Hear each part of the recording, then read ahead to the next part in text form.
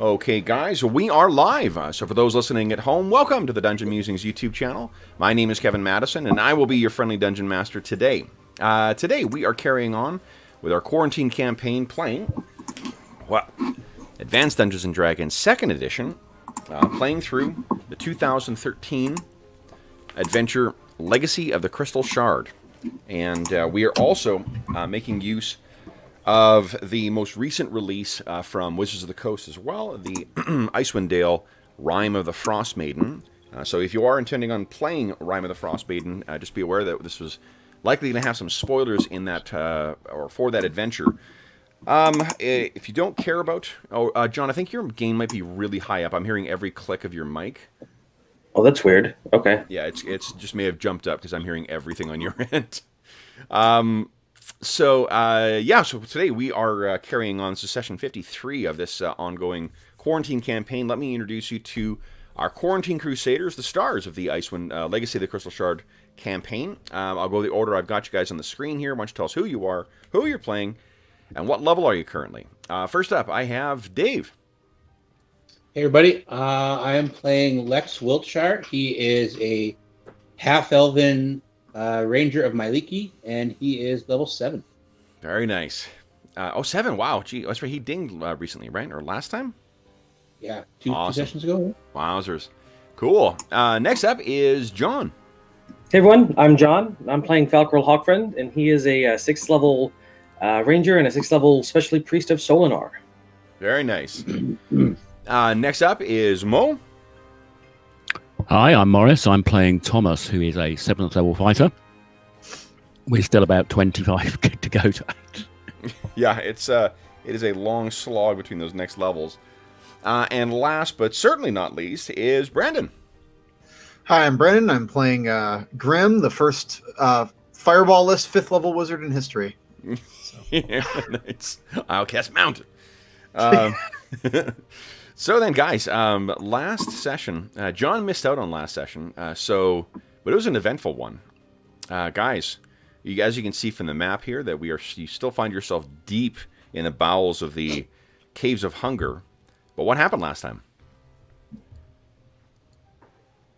So we were in the Caves of Hunger. We'd spent the last couple of sessions here trying to track down to Kelly Lee and finish off the Fiend.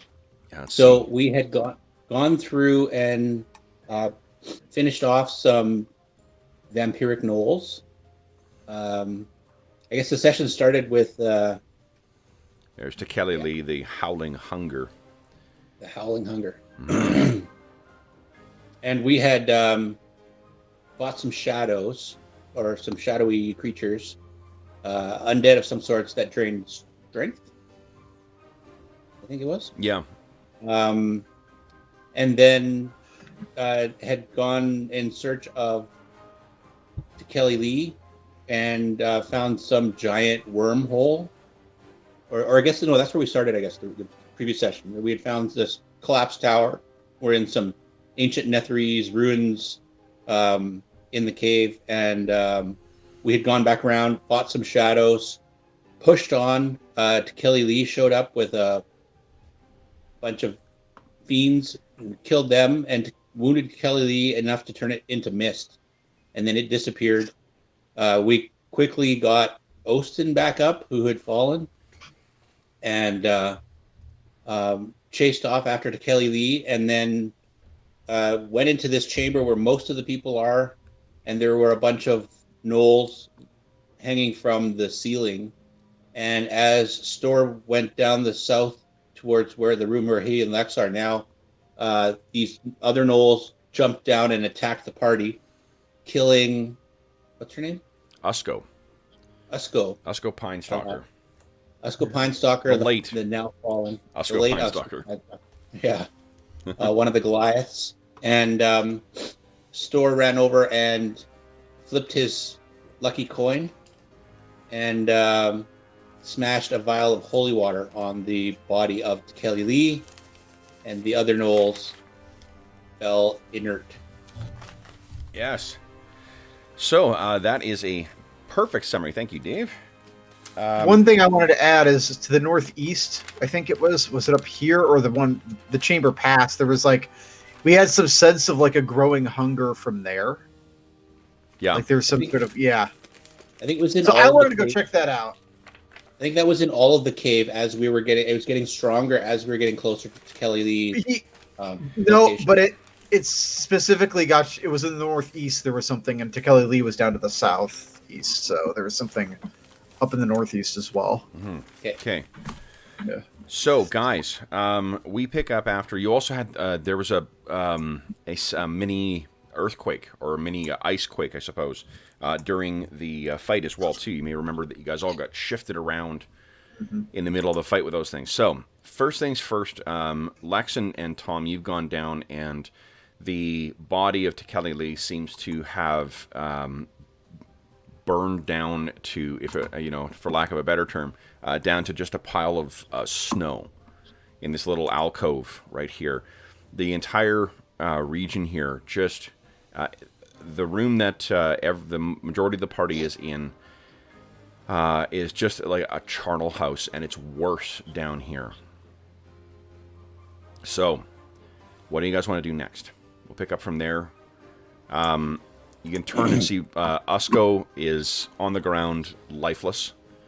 Her rocky kind of hide is even paler than it had been before, and her eyes stare vacantly off. What do you guys do? So Lex has 20 ounces of oil of phosphorus. I think he's going to try sprinkling some. Well, actually, he'll go get the others and consult, see if they have any ideas on how to keep these from rising. We know that Kelly Lee was imprisoned in this area. Yep. So there might be some kind of way for the creature to regenerate, or Most definitely, yeah. And I mean, you something got to do with, something to do with the spirit and not necessarily the body. yeah. Let's see here. No, John, we're not. No, thank you, John. Good. I switched my Discord thing up and updated, so apparently it's good with my sound settings. Nice. Okay. Let's see here.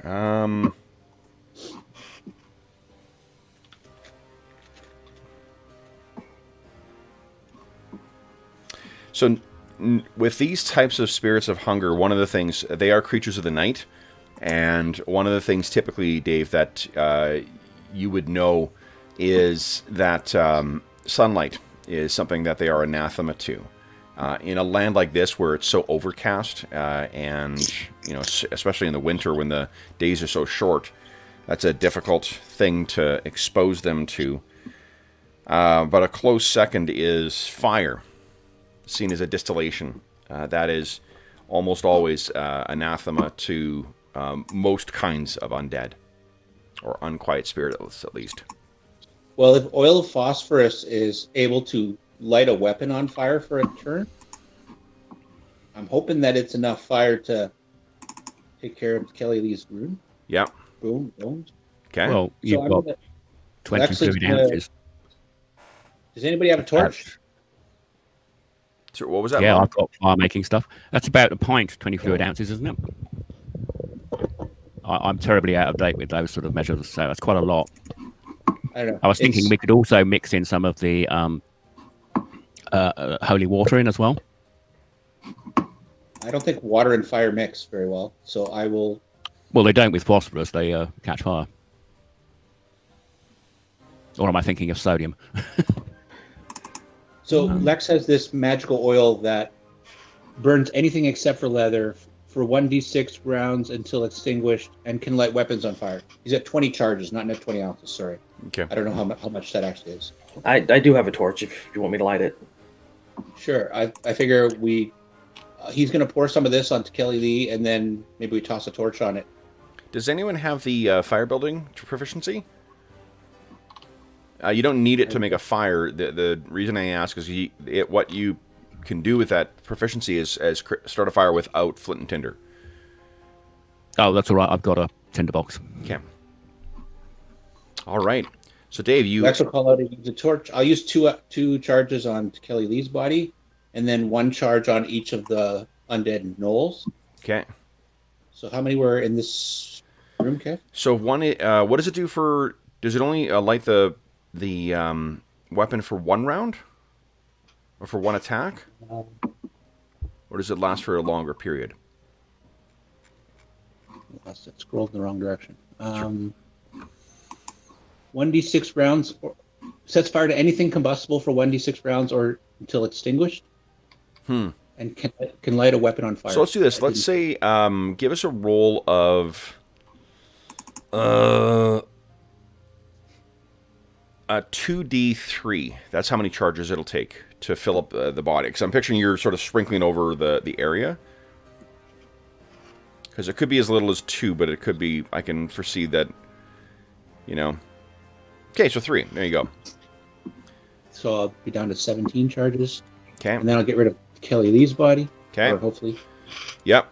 And then Tom's got his that's- is right next to his. Do you have flint and tinder as well, Lex? Or Well, I don't want to be lighting a torch while I'm holding this. okay. This stuff. Yeah, So- we'll like. I'll step back a bit and I'll light Grim's torch. Okay. You know, stand a few feet away. We don't want it to go off and then It's- set the next one. Smoking cigarettes at the petrol station. No, worst comes to worst, Lex can use his ragged hide armor. Once per hour, I can flare out with sparks to light something. Yeah, that absolutely. Do you want to do that? It'd be a little dangerous for me, but I'll stand back and armor on. Okay. And there's this flare. It looks like almost like a sparkling version of the like the greenish flare, as if the tapping into the aurora borealis, the dancing northern lights, and it catches the phosphorus, and the phosphorus immediately flares up. It burns this bright bluish flame that just scours, and maybe it's your imagination, or maybe it's the air moving through, but maybe it is the fleeing spirit, but you feel like you hear a last howling cackle. And then the Like that. remains slowly just starts burning down into the ice. So, with the rest of you guys, what are you guys doing? Falcarel, Grim, you now have the Goliaths are sort of collecting around the fallen Usko. There's nothing we can do for her. She's like completely cold. Yeah, completely dead. Yeah, she's been. She was, I think, eviscerated by one of the gnolls.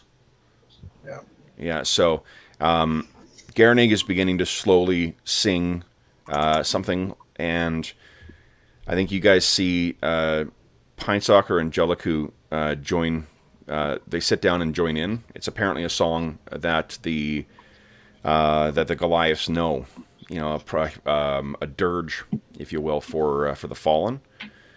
I'm gonna start ministering to the wounded if I can. Sure. Who So needs healed, guys? Ostin is down by 6. Grim's down by 6 out of 19.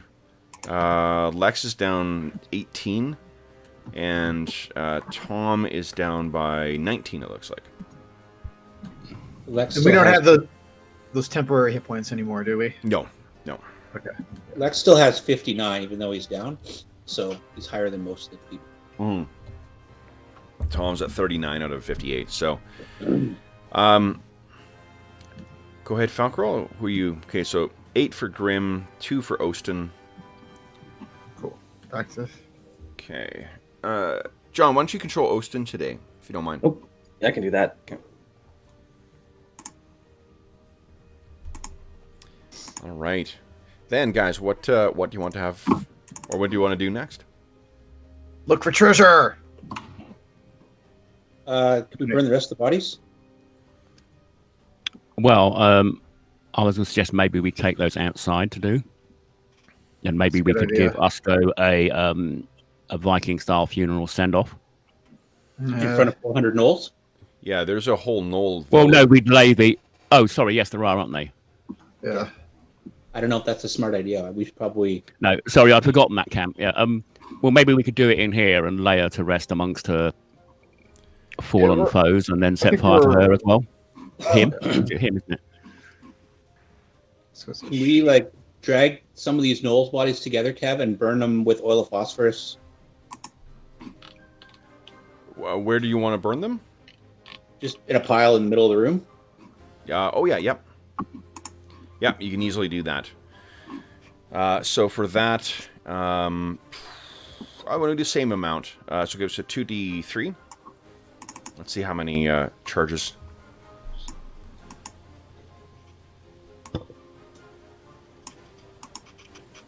Okay.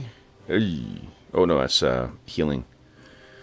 Yeah. I'm like, Oh, thank you. Yeah. Okay. All right. another 3. Okay. Another 3 for the gnolls in this room. Yep. So they are completely scorched. Oh, sorry, David. I'm not sure if you wanted to move or not. I moved you into the main room where the bodies are. Okay, so those are scorched. And then there is Usko. Now, you guys know what the like one of the shaman in the Sky Tower Fortress, Sky Tower Shelter, had said that if these spirits, someone falls to one of these spirits, that will raise as one. So what do you wish to do with Usko? Do we want to carry Usko out of here and bring her to the Goliaths to bury? Like we could probably make a litter or something. It was a couple of days to get back there, and I think, Lex, you would know that it's likely that it will be like a cycle of the sun, and then the body may rise. Yeah. Do you guys want to burn her body? Lex asks the Goliaths, is it all right if we, burn her body so she does not rise up like the fiends we fought? The Goliaths seem dissatisfied with, like, they're not crazy about the idea of desecrating her body. I think Gernig, again, they finish up their, when they finish their dirge, he says that is not our way for her to journey on. But what about holy water? We have holy water. Could we prepare the body in a way that will reduce or stop it him rising? I think that what Lex knows is that these things can, like, it's like the shaman said, that some things slain by a spirit of hunger will raise themselves. Whether her body will raise, I'm not sure that you can say for certain, especially with Tekeli dead now, or apparently passed on. And also, she wasn't killed by Tekeli Lee, she was killed by one of his minions, so maybe that doesn't have the same effect, I don't know. Yeah. Well, we haven't got our undead specialist here, have we? Yep, that's Lex. Oh, sorry, I couldn't remember which of the... I think both Lex and Falcro have undead as their favorite enemy. Yeah. Well, I think in that case, I'll defer to the Goliaths and the Rangers who know about these things. Okay. I mean, if they don't want to desecrate her body, when we head back, we can take it with us, but they're going to have to keep a watch on it. And then the first signs of stirring, kill it. Yeah. I think there's a low-level cleric spell that you could have used as well. There is a ceremony spell, I think, that at our level will help prevent the rising of undead. Oh, but I did not prepare it this morning. Mm. I mean, if we want to wait for the daylight, I can. Well, maybe that's the best option then. And let's take her into a room that's not been defiled, like not this hunger area. Like maybe we take her to the room where there's that Netheri's altar or the Golem's head or whatever. Maybe. Yeah. Okay. Something that seems less hunger. Okay. I agree with Grim. This is not a very great area. Yeah, no, this Well- place is just, even with the burning, the hunger has left you guys. The feeling of overwhelming hunger that you were feeling has passed, but boy, oh boy, like this is like standing. Imagine a meat locker that was left to to just spoil in July heat. That's what the stink is in here. We Let's. want to search this place? 'Cause Yes, we do. I'm not leaving an authority's ruin behind. Let's go search. all right, you guys search this place. Lex is going to go and burn the rest of the gnolls that we fought around the tower. Yeah. Also, he wants to get away from the smell. And, Okay. Kev, do you know how close to dawn it is? Or would we know? Couple hours? You guys have not taken a rest down here, and you guys did arrive here during the day. So remember, Yeah, it's not even. yeah. Oh, So it's yeah. like- Probably just about getting dark outside. If it's likely, she won't rise until next nightfall. So We'll just have to keep an eye on her. let the Goliaths do that. Okay, we going north or south? Let's go to- Northwest to get us back to the tower area. Well, I think search this area first, and then Search. Yeah, I want to go search to Kelly Lee's kind of chamber where. yeah, was I'll hanging go out. with Grim just in case there's something jumps out. Oh, what's going on over here? Was it up here? I don't even know.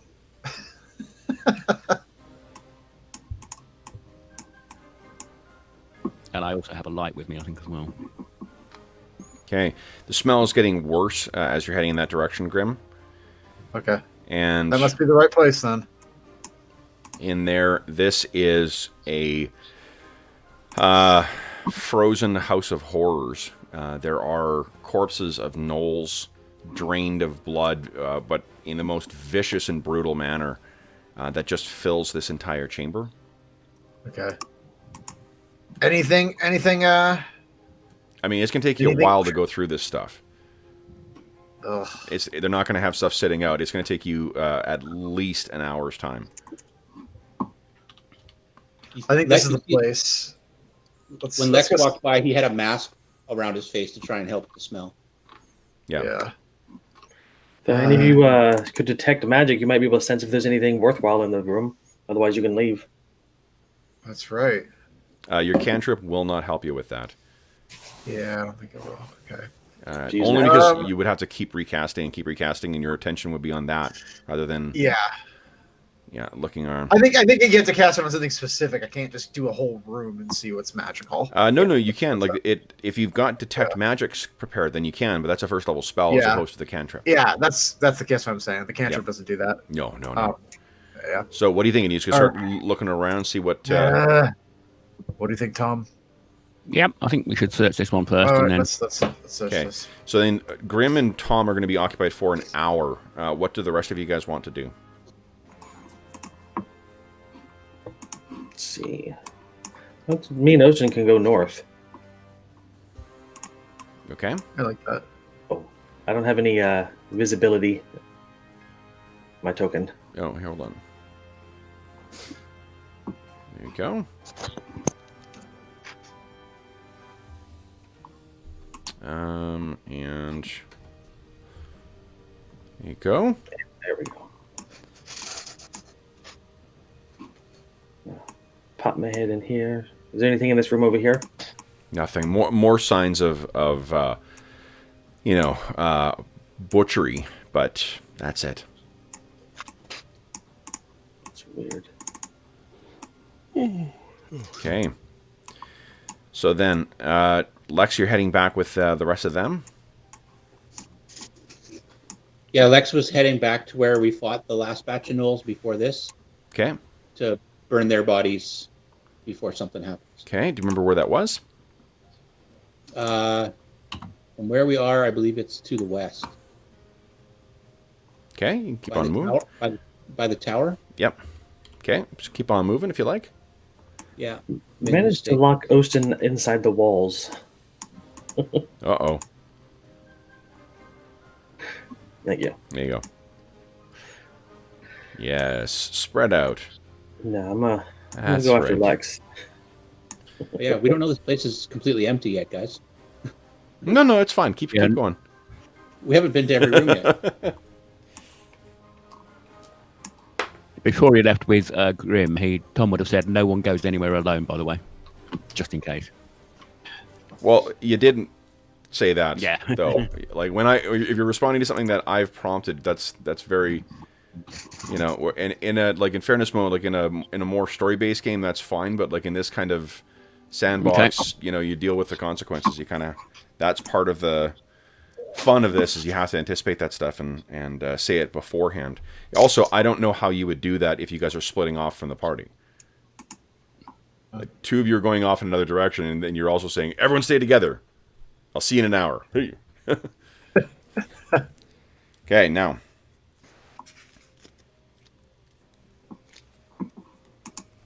All right, so you guys, Lex, you can keep moving yourself if you like.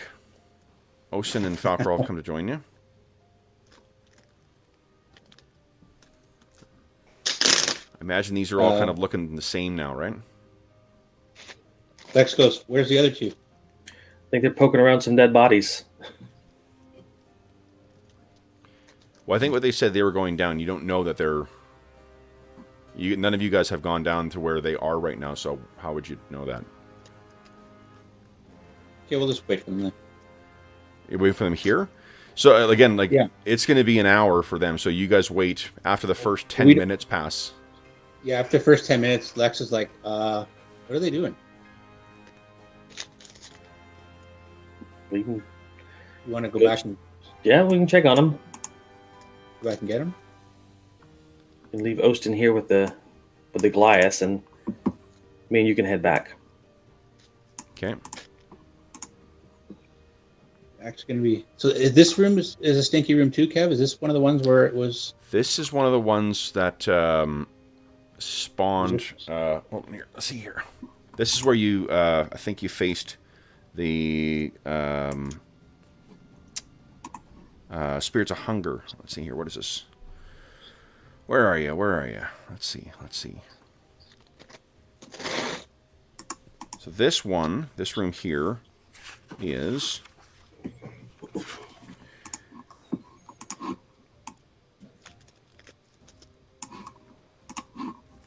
where you face some of the Nolish vampires. Right. Okay. Yeah. I'm hearing someone else's. I'm hearing someone else's mouse again, guys. Sorry. It might have been my game going up after a second. Okay. So, can you just try and keep an eye on that, John, please? yeah, I don't have a monitoring thing, but I can turn it down a little bit. If you open up your what do you call it? Your sound features. I'm assuming you're on a PC, not a Apple. Mm-hmm. Yeah. So if you open up your sound thing, it should be able to adjust it there. So Yeah, your Windows settings. settings. Yeah.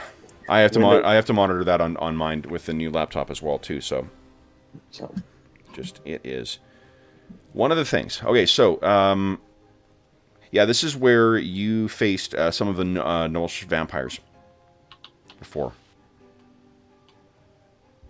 Okay, then Lex says we should get these bodies together and burn them. Yeah. The hunger, the shadows is it's a much bigger cavern, and it's a few caverns back up. Remember, each of these takes you deeper and deeper down into the bowels of the Cave of Hunger. Okay, so Lex will look to the Goliaths for a little help, and we'll maybe pile the bodies up against the wall. Yep. On the right. Okay. And I'll use some more oil of phosphorus on those. Okay. And then, let's see here. Want to do the same roll, Kev? Oh, yeah, please, go ahead.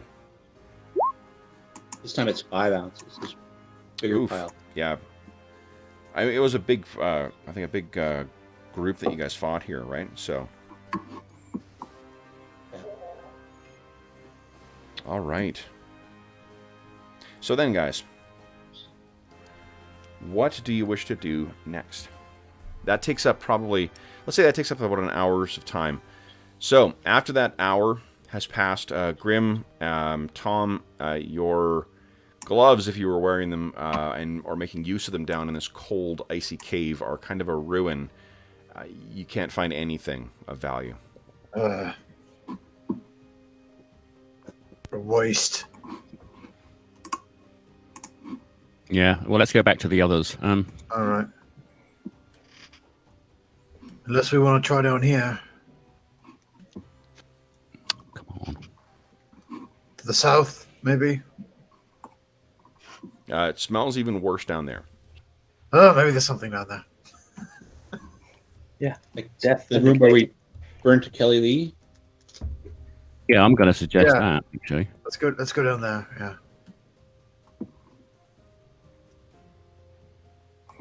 Maybe we should find out what they're doing, Lex. They seem to be gone a while. Okay.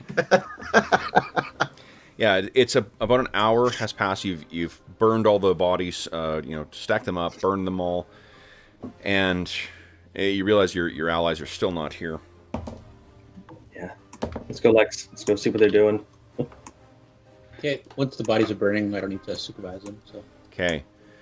And Grim, as you were down here, you get down, and you were the first one down here. Tom was following. What you can see on the side there is almost like a table made of ice, and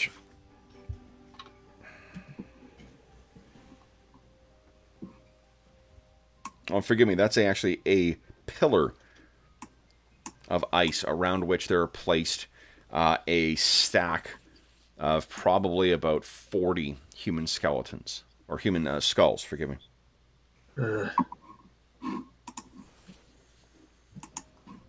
Huh.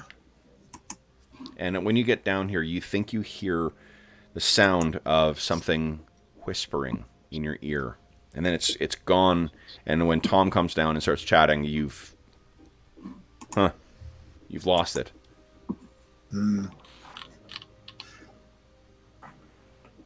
What do you want to do? Let's see.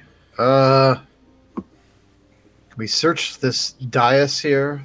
The pillar. It's a pillar that goes straight from the bottom all the way up. And it looks as if some of the skulls that are scattered on the ground, when you get closer, you can see that there are skulls sealed within the pillar itself. Huh. Okay. If I touch the pillar, does anything happen? Your hand gets cold. Oh, okay. First thing I was going to say is, you're not going to touch that, are you? Yeah, of course Grim's gonna touch it. But I don't know. All right. But no obvious treasure or anything laying around here, right? There's a lot of skulls kicking around there. You'd have to root around. And you haven't checked the backside either. Oh, the backside over here, or over there? We have the pillar. All right, I'll check around the backside. Okay. Anything there? you guys check this little alcove or this little hallway off to the right? To the right? Yeah, that's where I think we were. Yeah. The chart. Yeah. Yeah, it's a big room with a lot of dead bodies. There's nothing really of interest in there, unfortunately. Yeah. Okay. Is there any kind of oppressive atmosphere in this room that might tingle the religious hairs on Falcor's neck? Well, I mean, it's not somewhere you would want to spend a great deal of time. There is definitely, even with the scorched remains over in this alcove here, indicating where Lex had, burned what was left of Kelly Lee, it just has a feeling of unwelcomeness in here. It is not a pleasant place. The skulls that are arrayed around the base there too, they seem quite old, discolored and whatnot with time. The ones sealed in there look to be sealed in the pillar, seem to be of a different quality.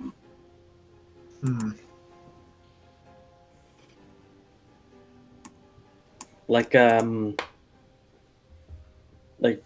ritualistically prepared kind of thing, carefully prepared, or It's weird. It's got to be either some kind of magic or someone was making very careful use of ice in constructing this, because the skulls are actually set into that massive 10-foot wide pillar of ice going straight ceiling to floor. Yeah, the good priest inside me is like, we should desecrate this thing so whatever magic it has just is gone. I don't like the looks of it. Or you might unleash it. Yeah, remember what do the Goliaths tell you about the spirit of hunger? Oh, it was imprisoned down here. Yeah. Falcor would know that. We don't want to release the spirit of hunger again, or I don't know. Could we somehow take the remains of Tekeli and fuse it into the ice so it's hidden in? It's in there as well. As far as you know, there's nothing left at Tekeli. Okay. Yeah. But 10 minutes ago, I covered it with 3 ounces of oil of phosphorus, and we set it on fire. Yeah. Okay. After that's burnt out, I think. Do you think we should put some more holy water on top of that, just to be careful? Sure. Okay, so I'll empty my holy water across the remains. Okay. Can we? Could we like put it in a sealed box and then just bury it somewhere deep down? I'm looking at the experts here. Where are you getting the box? Didn't we have one we found in a canoe or a boat upstairs? Could we reuse that? There's a safe upstairs. Ah, it was a safe. Sorry, I thought it was like a smaller. Oh, okay. Nope. Was there anything behind this pillar when I looked behind it? Nothing. No. Okay. All right. Well, I think we should maybe leave this place. I don't think there's going to be anything. Could we collapse the passage after we get out? How would you do that? To entomb it. I don't know. I'm looking at the clerics and the magic users here. You couldn't collapse the ceiling magically. That sounds something like a wizard. Could I use my engineering proficiency for one of the first times? But again, like, how are you going to do that? What equipment do you have? Yeah. Studying the structural. Yeah, I guess that's your point. But anybody bring a pickaxe or? Nope. Aside from our climbing gear, no.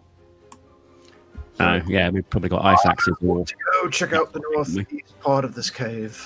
Yeah, let's continue searching, I think, but maybe we can come back with some more equipment. Oh, there's the knoll, isn't there? I wonder what's going to happen with the knolls now he's dead or dispersed. Oh, I don't know, but I need to find some magical stuff. Just out of curiosity, do these tunnels look like they were dug by hand or claw? No, they seem like natural formations. Though, I think both of you are familiar enough with druidic magic to know that there's all sorts of powerful invocations that can be used to shape, to shape stone and things like that, and they don't always take the shape of like worked stone. If something similar was done here, these are natural caves, but it does seem like they're set out in an orderly manner. Okay. Yeah. Definitely don't want more gnolls coming down here and getting hungrified. Yeah. So, what do you guys wish to do next then? Let's go explore for more stuff. I think the rest of this place is. Did we do the northeast of this room that you and I are in, Falcor? Yeah, I took a peek in there. There's just some more corpses and general dead end. Then we'll go to the room where Usko is and explore northeast of there. Sounds good. Okay. Lex and Tom, are you joining them? Yeah, I think there's nothing much here. Let me just move you up here. Yeah. Good call. Okay. Oh, stuck in the wall. So, joining up with everybody else. What do you guys... Let's go. Oh, sorry, Lex. There we go. Northeast. Let's head up here. And there we go. You guys, are you talking about north of where we are now? Or northeast. Okay, Dave, just hold on. I'll move your token for you. Just to catch up. Did we search these rooms? Is that included in the first hour that you guys used? Yes, the to the north there, Dave. Yes, they did search that. Okay. Oh. Actually, no, I'll show you quickly just so you can see what's in there. Dave, is your thing updated now? Yeah. Oh, it looks like 2 little alcoves or whatever. Yeah, 2 little alcoves in there, and there was nothing that was in there. Mo, you saw that too, right? Mm-hmm. Okay. Well, no, I saw the ping. I didn't see the actual underlying. You looked in the 2 alcoves in the Yes. northern part of that main thing. Yeah. Okay. Yeah. All right. Okay, so then, Dave, I'll put you back with the rest of the party. All right, where do you guys wish to go now, then? Up here was where the maybe this is where the hunger thing that you were saying was coming from. Yeah, I we said went, I said Hold up on, the- just, guys. Let's try and move as a party. Otherwise, what I'm going to do is, when a random encounter comes up, you're stuck on your own dealing with it. Yeah. Okay? Sure. And I really suggest the wizard not take the front. Yeah. Grim wants Yeah, to find stuff. Yeah. Tom will take the lead just to stop Grim getting bashed. Right. So I'll slowly walk up there with Grim behind me. Does anyone else want to set their marching order before we? Well, let me get behind Tom because I've got a halberd that could reach around him, Oh, that's a good point. and then Grim can be third. but Tom's got his glaive out. How's that going to work? Oh no, it's not magical, so I'm just keeping the sword out. I think now. Okay. So the glaive is back stowed again. Yeah, that's slung over my back. Okay. Well, no. It's not like an M16. Remember, with the thing with pole arms is that you've got them stowed for travel and you're not ready for combat, or you're carrying them and then you can spend an action to ready them in combat. Okay. It's stowed. Yeah. So, all right. Then.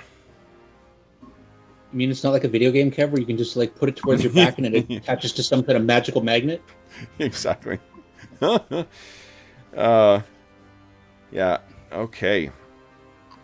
It's the downside when you get that reach with them. All right, give me a sec here, guys. I want to grab one thing. Well, as it's non-magical, it's not terribly useful compared to Falconer's one. Well, when you're fighting vampires, that's true. Right, are we all set up? Vampires. You don't know if Are we going to have the Goliath follow along? And Southpaw? I think they're still dirging, yeah. but Southpaw might be able to come. Come, dog. Southpaw. Is that somebody's dog, or is that Grim's stone dog? No, It's a wolf. Oh, that's a wolf. That's the southern wolf, brown and gray wolf that we found that's following Lex around. That's right. Your goddess sent a little helper. Yeah, it's got that tuft of fur on the head that you noticed might look like a unicorn's horn. Mm-hmm. All right. Sorry, guys. I'm trying to find stats or something here. I can't remember where the Fang Dragon was. He was pretty sure he's off chasing adventurers in Heronshire. There could be more. You mean the gelatinous cubes that you were gonna? Ooh, I haven't used a gelatinous cube. That's You're gonna right. Oh, No, my that is goodness. where a reach rep comes in very, very handy. Exactly. From our experience in Rise of the Rune Lords, we had a lot of trouble with Yeah. gelatinous. Gelatinous cubes are awesome. Have you played with James before, Dave? It's one of the it's a mutual friend of myself and Chad's, and he went to same high school as Dakota. Yeah, it's funny. James's sister and my sister are like best friends. Oh, okay, yeah. So James ran a game years ago. James is a super nice guy, very he doesn't have a dark sense of humor. He's got a very kind of a very vanilla Forgotten Realms thing. He loves just standard Forgotten Realms stuff. But in one of his adventures, we're going along and there was a we were going to the Undercity under, I think it's Skullport under Waterdeep. And okay. The way that you accessed it, so you would get the what do you call it, to get through this one passage, this guy kept like a kennel of little puppies, and then we're like, oh, okay, cool. And he'd walk over to this hole, and he dropped a puppy down it. We're like, what the? And it was to feed to it, so the gelatinous cube would bloop, eat the puppy, and then it would move. We're like, what the fuck, James? Jesus Christ! This is well before John Wick, dude. So we're like, It's no different from mice to snakes. So, jeez. I guess in theory, but we don't keep. Most folks don't keep mice and snakes as pets. And neither of those things are pack animals. So, yeah, it was just for a guy who was so otherwise normal, we're just like, good God. The depths of your depravity. Sending him a message. James, I heard about the gelatinous cube and the puppies. Yeah. Disappointed. Seriously. Good Lord. All right, anyway, the for those listening at home too, James, he was... up until about 2 years ago, he was one of our semi-regular players on the channel too. So you may recognize him from our. Yeah, didn't he have a wizard in the barrel maze? Yes, he did. Yeah, he did. Yeah, right at the start of the campaign. That's right. Yeah. During the playtest period. Okay, so guys, please feel free to move yourselves forward into your doom. I mean. Okay. I'm not moving. I'm sort of moving half speed, just being super careful. Sure. And I'm going to stop at that entrance and just peer up to the ceiling and around. All right. So what you see in here is, this is far too hopeful. Let's give you something a little creepier. There you go. Lex is like, hey, Graham, hold up. Let's get this going here.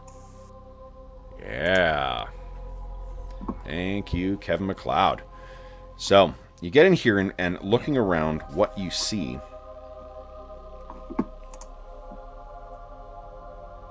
the ceiling sweeps up between 15 and 30 feet up with icicles hanging down like stalactites from above. Tom, that obviously makes you bristle. Yeah. Looking up, trying to see what might be up there. As far as you can tell, there is nothing in there. What do you do? Okay. Right, well, I'll slowly move into the room and say, hang back for 10 seconds, just in case anything falls on me. You sure? Well, we only want one of us hit by it. Right, I'll move to the center. I wish it would stop. Buckrow's going to stay within about 10 feet of Tom. Okay.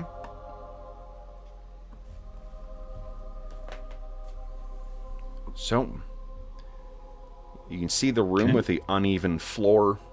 There are, in the corner, it looks like there are some, it narrows down till it's only about 5 feet above. And you can see the icicles have actually grown down into the floor in here. There may be some fresh fissures in the side for where the entire structure of the Cave of Hunger, or Caves of Hunger, shifted during that fight with Tekeli Lee. Okay. Well, I'll move up to there. Okay. And is that passage to the behind us to the south, is that going down? It is going down, yes. Okay. Well, Tom's going to call it. Maybe someone keep an eye on that southern passage while we check out the rest of the room. Lex is like, do you want a ranger to do some tracking? Yeah. Have we actually got any footprints or anything? I didn't. Well, you haven't looked. I'm not going to be prompting you with that stuff, guys. All right, no, well, yeah, go ahead if you think. So, hold on. Let's just take a pause for a moment, guys. Remember that this is old school play. If you want to be looking for things, if you're inspecting things, that's how you get information about your surroundings. I'm not feeding anything to you, apart from the barest of descriptions of it, because I'm assuming unless you're telling me that you're looking around, you're not actually taking the time. Your character is more distracted with the surroundings as opposed to the particulars of said surroundings, okay?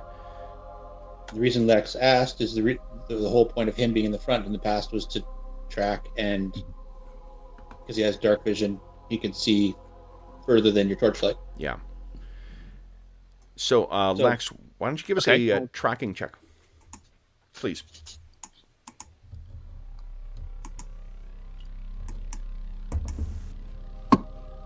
Dun, dun, dun, dun. Watch me fail. Well, Lex, what is No. Lex, what is that down I'm there? going to move out the way so I don't break your impression. Lex.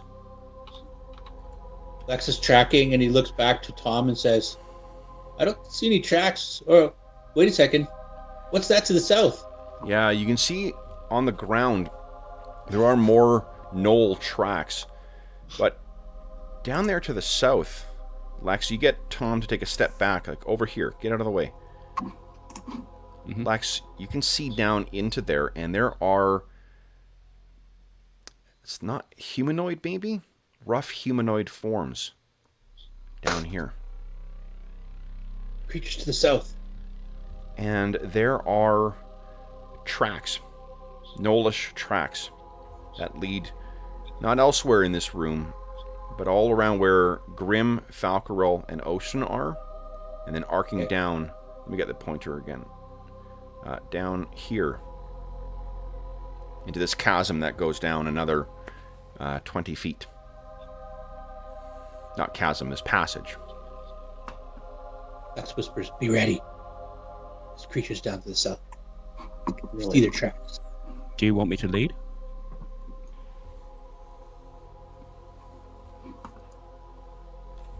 If you want. Okay, form up behind me then, and I'll go down. I'll back you up. So we'll move to about there. Okay. So what you can see, let's see here. How far can you see down there? Tom? It's the headlamp thing, so it's 20 or 30 feet, I think. But I think you've got my light set up, haven't you? Yep. Okay. Oh. So there is something there. And it seems it's a rough humanoid shape. Okay. We All just formed up. assume that the Goliaths are, Okay.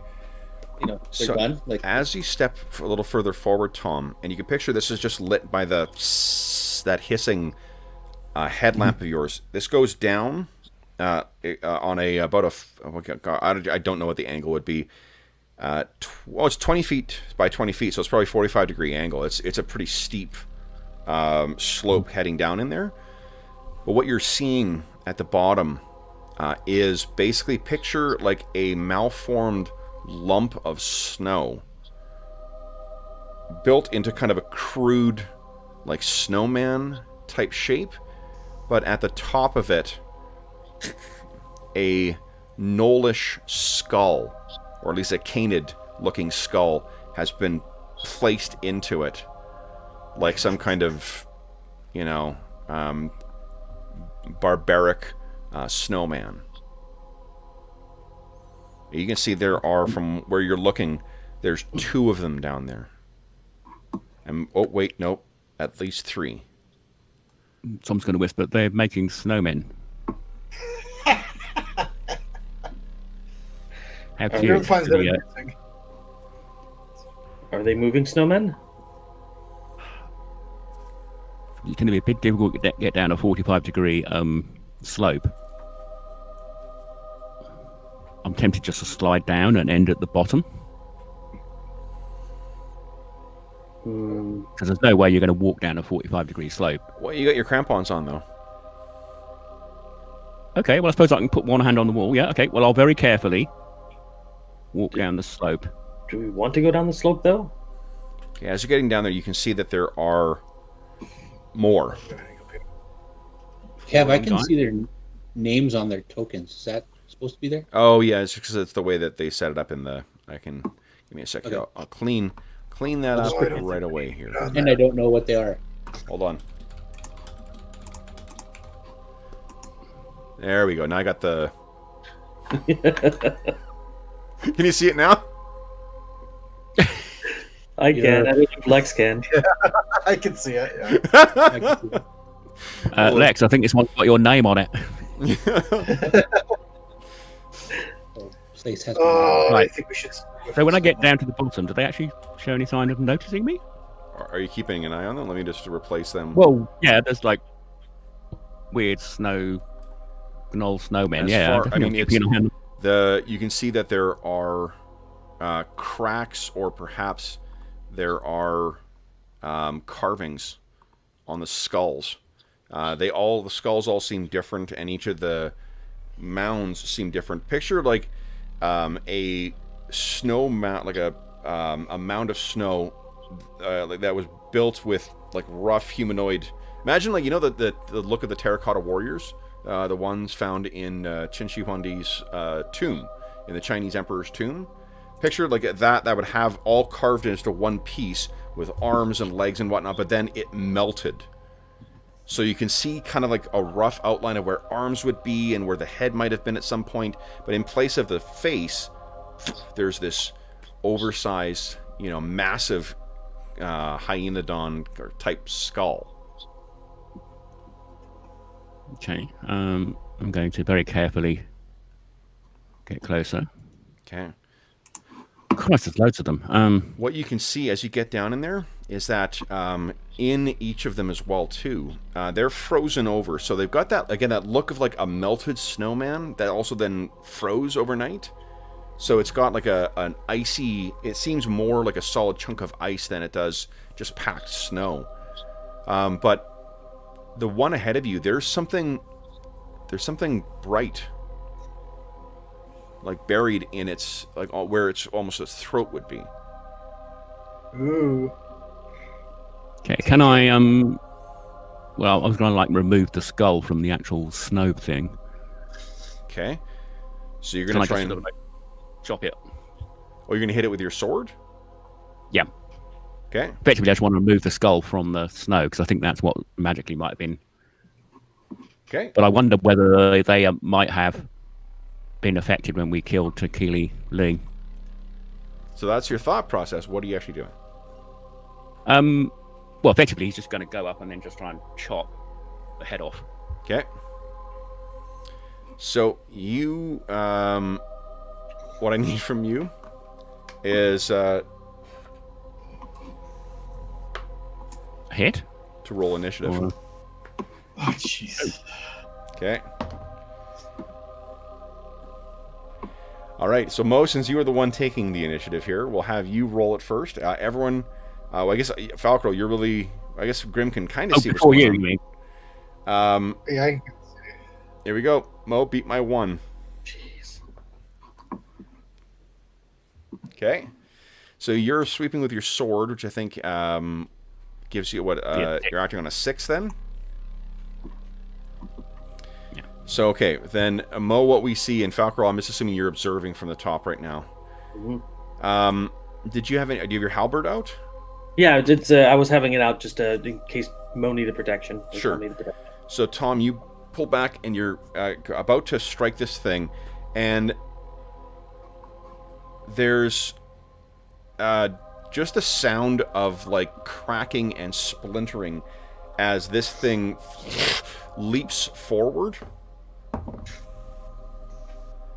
I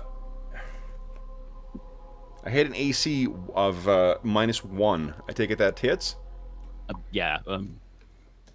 Okay. So this thing it grabs you. You take 3 points of cold damage. So your DR will not help. Your speed has been reduced by 5 feet. And as your limbs are beginning to ice over, and I need a saving throw versus death from you, please. Jeez.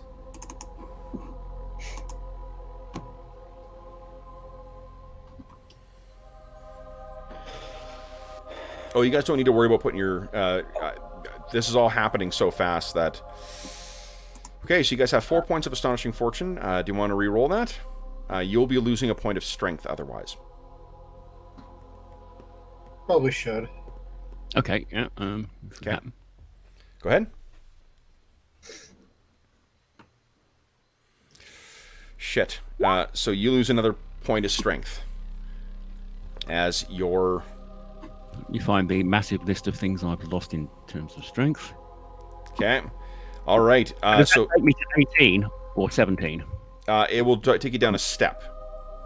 Yeah, so it'll be 18 strength, not 18, Yeah. 23 or whatever I rolled. Okay. Yeah. All right. So you make sure you're making your adjustments to make sure you know what your strength was before, so you can put it back if you get if you recover from this. Yeah. But be sure to adjust your damage and stuff on it. Okay. Then go ahead now, Tom. Go ahead and make your attack roll.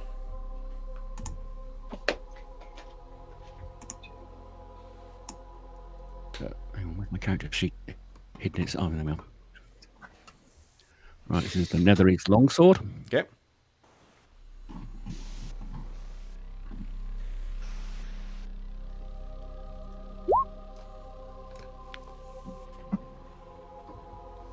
That is not good enough.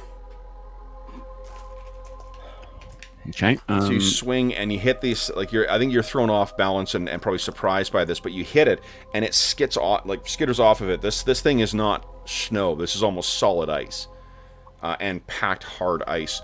Falcro, you're seeing this going on down there, and Tom, I think, do you cry out? Yep. Okay. All right. Then, guys, let's jump into round... You'll call back more phosphorus. Okay, 2. All right. Guys, now, the rest of you are aware of sort of what's going on down there, or at least what has happened. Everyone decide what you're doing with your round. Brandon, you're up for rolling initiative next. Yep. And then, Brandon, would you kindly beat my 7? No, I will not. So. All right, I'm acting on a 10. So what's the speed effect of activating the mask? Was that just effectively a swift action, or the equivalent in this, wasn't it? How many turns have you used today? I've used it for 1 turn in the other fight. Okay. So this would be the second out of... I think it's a free action to activate it. All right. Okay, so then that just affects the speed. So that's that then. Wait, not 6. I'm talking about... Right. Okay. All right, then, guys. So first up, not until 10, will be Grim on a 9. What are you doing? Okay, so I'm not sure that I wanted to dig out a potion, that potion of mana, and take that. I don't know how long that's. Yep, that'll be your action then. That'll be my action, yeah. Okay. So you take that potion and consume it. Next up is Tom on a 10. Okay, he's going to activate the mask. Okay. And your vision goes like a darker purple hue. Yeah. This does actually give me a boost to the savings as well. But anyway, right, so I'm going to hit it again. Okay, and your dark vision is now active as well. Yeah. Okay, that is a hit. Go ahead and roll damage. Medium-sized creature. Are they large? Medium-sized creature. Right, yeah.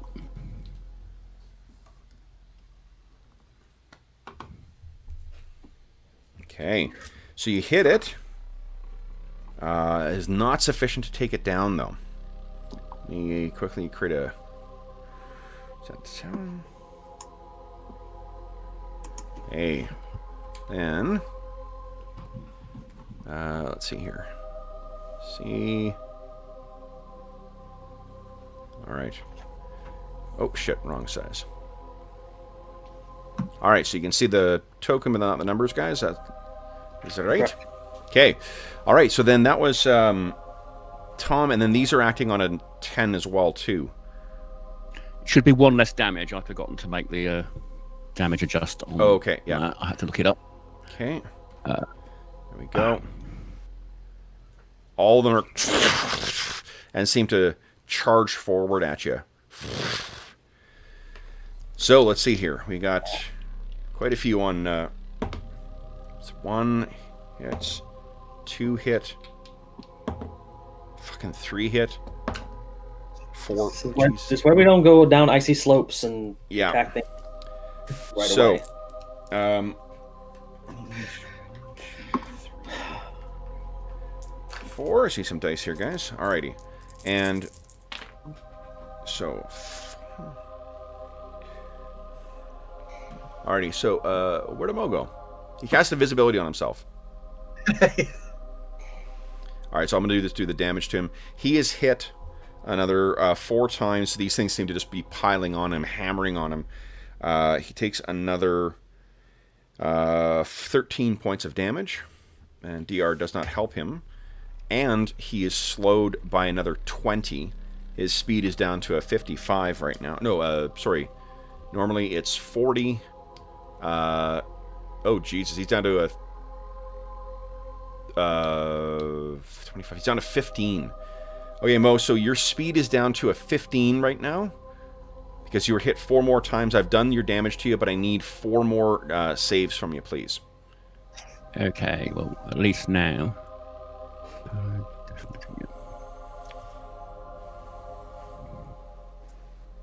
Number 1. Nat 1.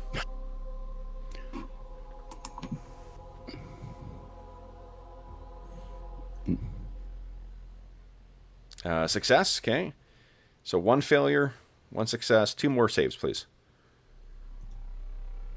Success, nice. And 1 more. 2. So your strength is reduced by 2 more.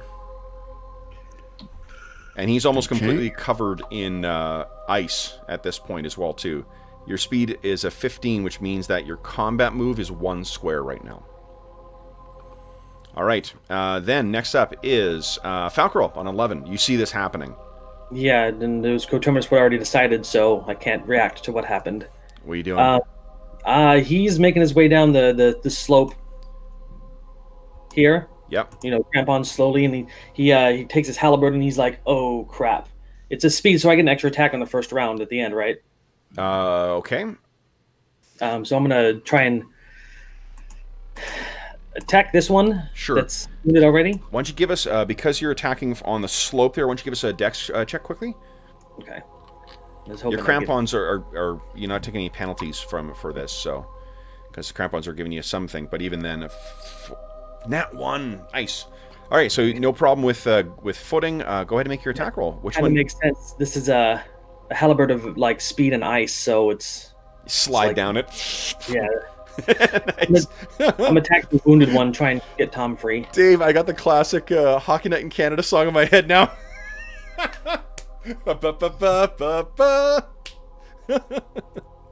Oh God! Once again, my Canadian is showing. So do you think the mask looks like the goalie's mask? You know, where they paint them. Yeah, really. It's like Running Man. You guys are facing Sub-Zero. Now, Plane Zero. Which one were you attacking there, Falcarol? The wounded one. The wounded one. Yeah. Okay. Go ahead and roll damage. Medium-sized creature. Okay. Medium-size attack. Nice. So that is sufficient to down it.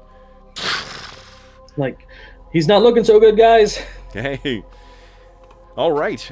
Then, yeah, and you can see that he's almost, and the ice seems to be similar to what is packed, that dirty, melted kind of ice. The creation of these things seems to be coming in. And you think something, in addition to the skull dropping down from when you shatter this thing with your hacking from your halberd, something drops out from inside it as well. Then it's a infant fang dragon. So let me just get the token for then Lex, you're up next. What are you doing? Oh, you're muted, Dave.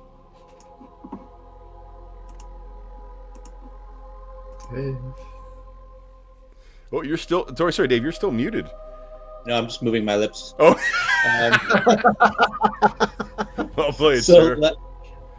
Lex moves to there, and he's going to use the cloak of arachnidia to create a web across the room. Okay. Actually, I probably have to move 1 square further. Okay, so what? You can go ahead and draw a square if you'd like to show us where the area is. I think it's just going to go like right. I'll just try just across these. Okay. Let me the line across here. Sure. How many squares does it cover? It's a super sized, super strong.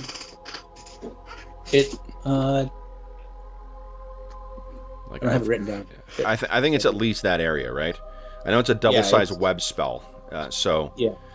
All right, so let's say it's covering that area. All right. Okay. Then it is, let's see here. Ostin's turn on 13. What's Ostin doing? Well, he was going to move down and attack, but there's no room on the floor. All right. So he's going to pull his action. Okay. And then, oh, sorry, Grim, I missed you on a 9. What was Grim doing? Oh, no, I did it. I did the potion. Oh, right. Okay. So done. Okay, so then we've got Mo. You have a second attack. Remember to adjust your strength too. That's adjusted. Okay, because so you've lost any bonus to hit from your strength then. Oh yeah. Nowhere near as good as it nice to be, but I still have the sword. Yep. That is a hit. Go ahead and roll damage. Which one are you attacking? I think the one to my left. One to your... The one that isn't in the web, effectively. Okay. Oh, up here. Yeah, okay. And Lex says, Grim, now would be a good time for your fire spell on that web. That's what the potion was for. Okay. So 8 damage. Okay, hold on. It's 8 damage, okay. There you go. So you hit this thing, and that's that. The arms are still pulling themselves out and getting ready to hit you. All right, and Falco, you have a second attack with your halberd this round? Yeah, speed makes it useful. Mm-hmm. Okay, I'll go after the one that Tom just attacked, because I don't want him getting hit The by it. halberd has a bonus to hit and damage, right? Yes. Okay. It is a magical weapon, a +2, I believe. Okay. Oh. Okay. I rolled a... Okay, all right. So then, guys, I think that brings us to the end of the round. Astonishing fortune, that one. You have 3 points left. Yeah, sure, why not? Okay. Yeah. Yeah, if you can take it out, that makes it a lot easier. But Nope. Oh, no. Oh. and Mo, I appreciate you calling it Astonishing Fortune instead of AF. Too. We sound like teenagers. Yeah, texting. I remember you. Yeah, no, I appreciate that. Thank you. Okay, so then I think that's the end of the round then, guys. We're on to round 3. So what was my total net to my minus to my speed then? So right now you have a speed of 15 in total, which means your combat move is a 1 square move. Okay. So that would make my speed 3 sword. No, that 18. doesn't affect weapon speed, and your Sorry, actual yeah. speed are 2 different things. Yeah. All right, so guys, Okay. Brandon, you tied me, I believe, or did you lose? I did. I tied. Yeah, tied. So you're still on the hook for initiative. Blame or credit. Brandon, you kind of beat my 2. Yeah, I don't think that's going to happen. Oh, it did happen. What do you know? Nice. Well done. All right. Okay, guys, so I'm acting on a 5. So first up is Grim. Okay. I want to drop a burning sphere on that guy, so it'll hit those 2 next to him, Okay. too. So, Now, where did I put your flaming sphere token? Where did I do with it? Is going to ignite. that's the boy! Okay, where did I put it? I got one up here. All right, now. There we go. Here we are, guys. Okay, so here is the token. And it is under control by Graham. You're placing it here, you said? Yep. So it'll... Okay. So it gets a save against that. I did save. But so it takes half damage then, and the 2 ones that are adjacent. I think it takes no damage. That's my reading. Oh shit! Okay, so then I thought it's the one that is on it. It takes half damage, but the ones that are adjacent take no damage on a successful save. I will quickly look that up, but I thought it was just no for everything. But let's. I mean, that would make sense if you ask me, but that's. That's why we have rule books, though, so we can look it up. That's why we're looking. Or suffer. I the way I'm reading this means the creature. Oh, In yes. any case, the successful saving throw means the creature takes no damage from the effect. Yep. Okay. Yep. So However, it takes. when the web goes up in flames, they all take 2d4 web damage from the flaming webs. Nice. In addition to the 2d4 from the heat. Okay, so one of them does take damage. So go ahead and roll 1d4. Okay. Let me, Do they take double damage because they're ice creatures? you can't tell. Okay. Though, I mean, there is an intuitive sense to Yeah. that, no? Yeah, I would say so. 10. Okay, so... And... You want the burning web damage? Yeah. yes, so now hold on. Do they get a save against that? They're tied up. I think logically it doesn't make any sense. No, let's look at... If we don't know the answer in the rules, speculating doesn't help. Just look at the rules first, and if we don't know what the answer is, then we can go from there. Okay. I mean, there's nothing in the All actual creatures description. within flaming webs suffer 2d4 points of damage from the flames, but those free of the strands are not harmed. So let me quickly make... I was going to make saves for them on their turn to see if they're caught in the thing. So they got -2 to their saves. So it's first 2. One of them is free, one of them is not. Second one... Oh, there's only one. Oh, there's 2. Neither of them are free. So, Dave, give us a 2d4 roll, please. Yep. 5 points of damage. Nice. Wow. And I'm not sure if you've seen people go up in flames from these things before, but it does seem like you suspected that this is substantially more damaging. They are melting away like icicles exposed to a campfire. Let's see here. Yeah, I had first-hand experience of this once. With Nox and Hrilgo. That was in Yeah. another life, right? Yes. Dave, go ahead and roll again. Just going to move that to the side for a sec here. I'm going to send this video to Nox and Hrilgo. And Reminder what not to do. Okay. Okay. Nice. Oh, sorry. Did you roll, Dave? Okay, there we go. All right, so that is... See here. And then one more time, please. Nice. All right, good stuff. And their hit points. Okay. Some have been affected worse than others. But yeah, really good strategy. All right. and last, there's no more web. Okay.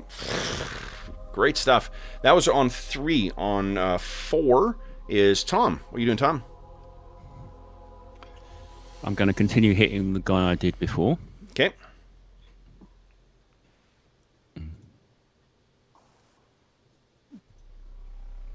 Go ahead and make your attack roll. Yep, solid hit, medium-sized creature. Nope, hang on. Wrong weapon. Okay.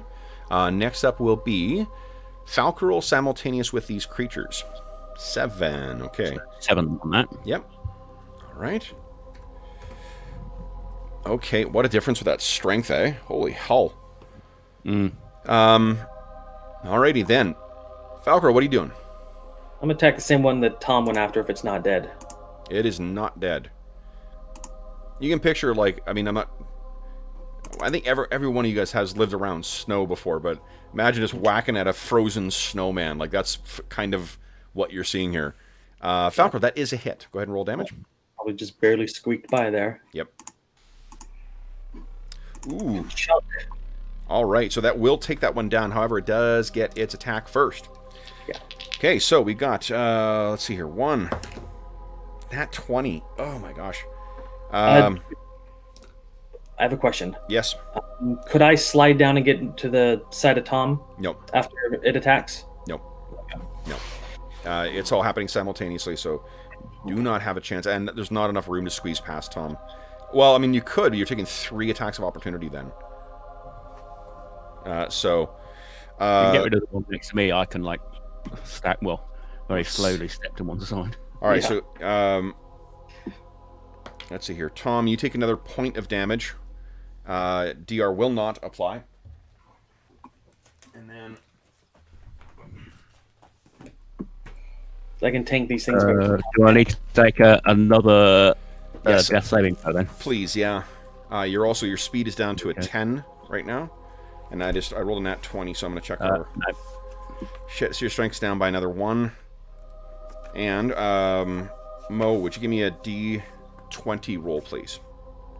Okay, let me just -5 to my strength. Eesh. 5.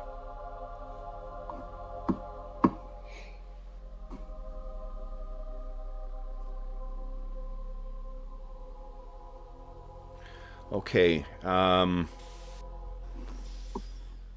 In the melee that's going on, when Tom's hit, you have to kind of move back. Falco, you move your halberd back, and you hit something above. There's icicles hanging down in here as well, and maybe it's just the speed of the halberd. You're just not, you're not used to just how fast this thing responds and how much reach you've got with it. You hit something, and a couple of them collapse down. I need Falcarol and Tom to give me dexterity saves, please, to keep your footing. I'll make the attack rolls for the last 3 attacks. All right. Tom succeeds. Falcarol succeeds. Nice. So you guys, it hits the ground, slides past you guys, and Tom, you are hit 2 more times. I need 2 more saves from you. Your speed is now down as nothing. So I need 2 things from you. Your death save. You take 3 more damage. Fail.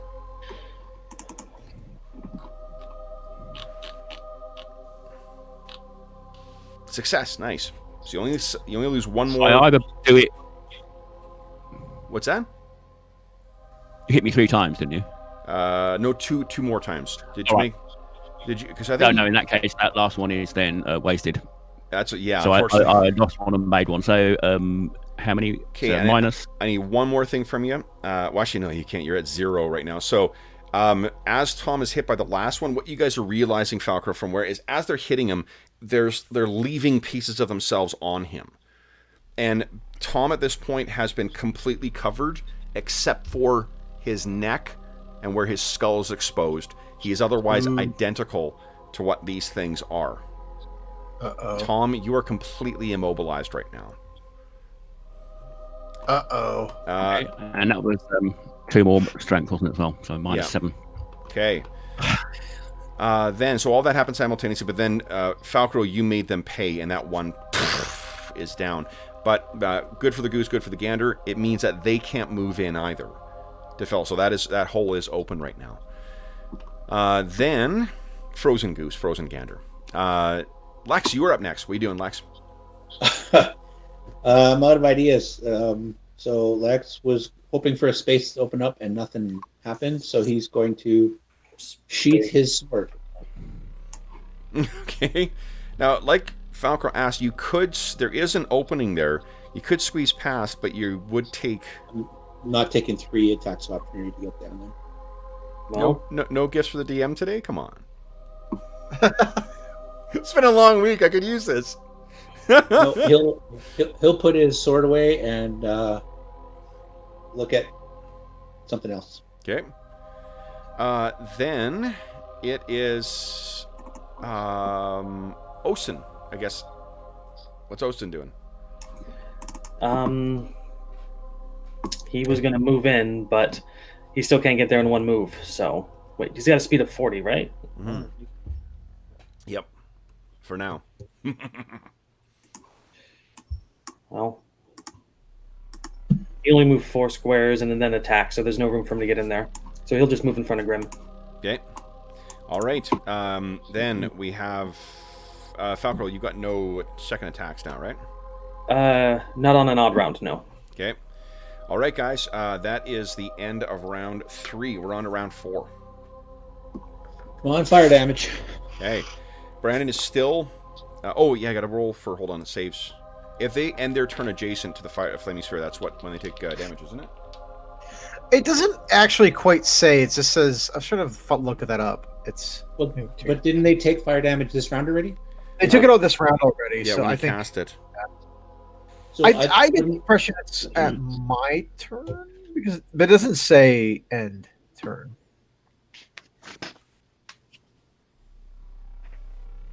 Yeah.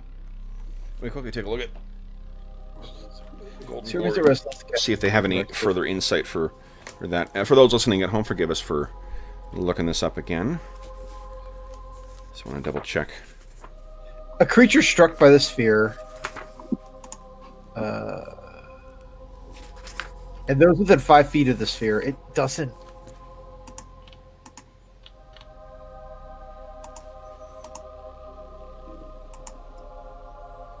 It doesn't quite say.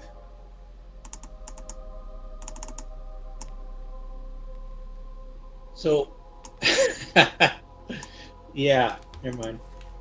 I think it'll be on your turn as one will apply it if it's so maintained. That's kind of what I said too. All right. So, do we want to use rules as written next time? That is rules as written. What's the first line of the spell description? The spell creates a burning globe of sphere, any within the spell's range. 10 yards. Within 10 yards of the caster, and the sphere rolls in whichever direction the. So you would have to like burning sphere through the line of people.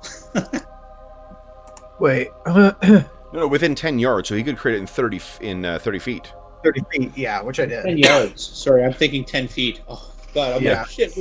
He had to cast it on Falcon and burn through Tom. Yeah.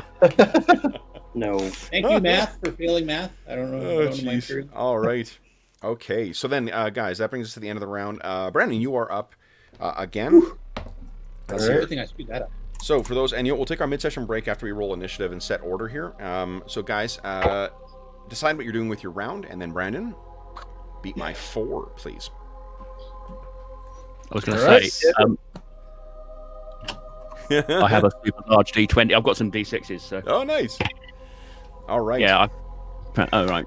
Presumably, I can't do anything this term. I'm effectively frozen. Unfortunately, you are frozen in place. Yeah, you can scream. You can scream. Aiming on 0. Okay. So guys, let's take our mid-session break, and then we will come back and see what happens next. Check in the chat. And Chess, not a lot of folks in chat this morning. Well, not that they don't matter. Fred, Ice King, Jeffrey, Brian. Good morning, everybody. So I will. There we go. Check in the chat. We'll take our break quickly, come back, and then we'll jump back into snowball fight. So.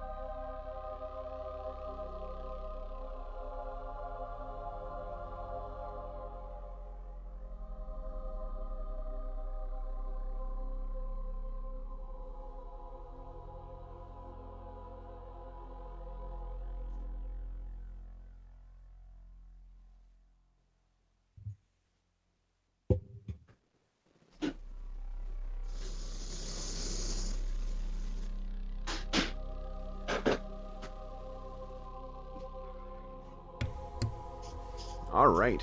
Whoop. Yeah, I'm back. I'm back, baby. Okay.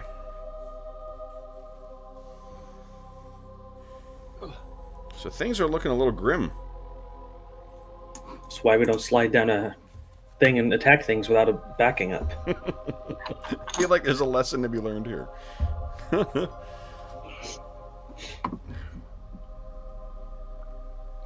Honestly, we should have just shot it with an arrow and had them rush us up the tunnel and then pick them off as they can.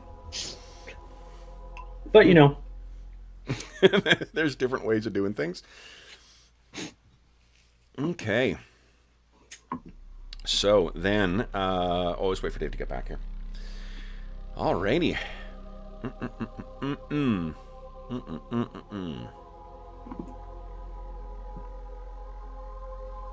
There's one.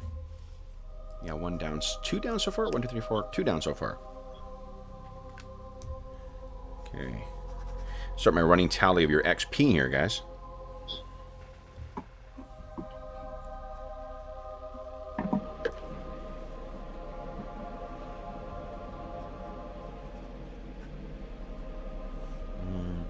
Do you have your Pathfinder game tomorrow, John? Today, actually, is cool. the Tiger's Grasp, and then Monday's when I do the Roll21. Did you see the Gunslinger playtest for PF2?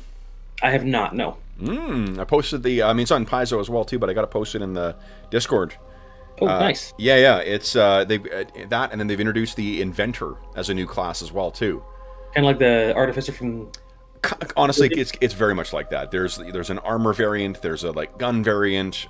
So there's a what do you call it? Sidekick variant. I like it I think I like it a little bit better than the Artificer. But the coolest thing is with that out and Secrets of Magic coming out with the Magus in it, and a android coming out in the Ancestries of Galarian. Where you going? I got my PF2 Iron Gods. You do. Oh man. Okay. You really need Caius. Just make him a barbarian with a bard multiclass. So. For what your Skald character? Yeah. I think there's an archetype for Skald. I thought out of or something similar to that out of the Advanced Players Guide. Okay. Look Okay. into that. All right, guys. So we are back. We got everyone set here. I rolled a 4, so I'm on a 7, which means so Tom is frozen in place and is just sort of shouting out. I imagine, "I can't move! I can't move!" Next up is Lex on a 3. Lex is going to move out of the way so that Austin can get down there if need be. Okay. And put his dagger away.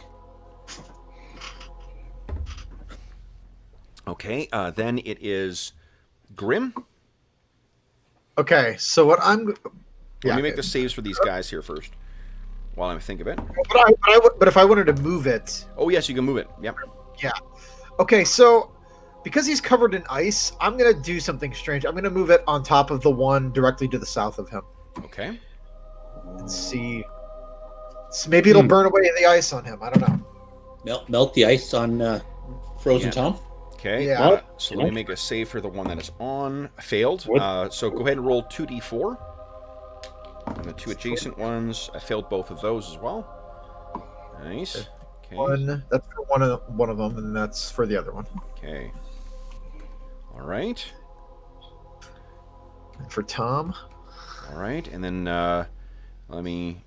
So for Tom, go ahead and roll damage. Because he's not going to be able to. The way they describe it is like trying to dodge and whatnot out of the way. All right, so you take 3 points of damage. DR will not apply, Tom, but you gain 5 of your movement back. So now, if you spend your whole round moving, you can move 1 square. And let me just adjust I'm going to move this out of the way here. Would he be able to act next round? He will be able to act again. Yeah. Yeah. Okay. Okay, not this round, unfortunately. And then let me subtract the damage from this thing being on it. All right. Alrighty. Then, although he's free again, so guess what they're attacking?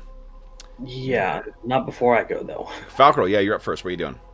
Well, Falcon ain't no bitch. He chokes up on his halberd, Yep. and then he intentionally moves in to draw these guys' attacks and get their attention. Okay. All right, so let's see here. Miss with 1. Hit with a 2nd. Falcro, you take 2 points of damage. DR will not apply. Take 1 point of damage. Your speed... No, DR will not apply. Yeah, my halberd gives me half damage against cold. Oh, okay, yeah. And then I need a save versus death from you. I was hoping that cold protected would protect me, but, well, we'll see. Nope. Death magic is the top one. Okay. Maybe just Lady Luck. Nope. Okay, so your strength is reduced by 1, and your speed is reduced by 5. That's fine. And the second one hits. You take only 1 point of damage. Okay. You can't reduce it to 0, so you took the 1.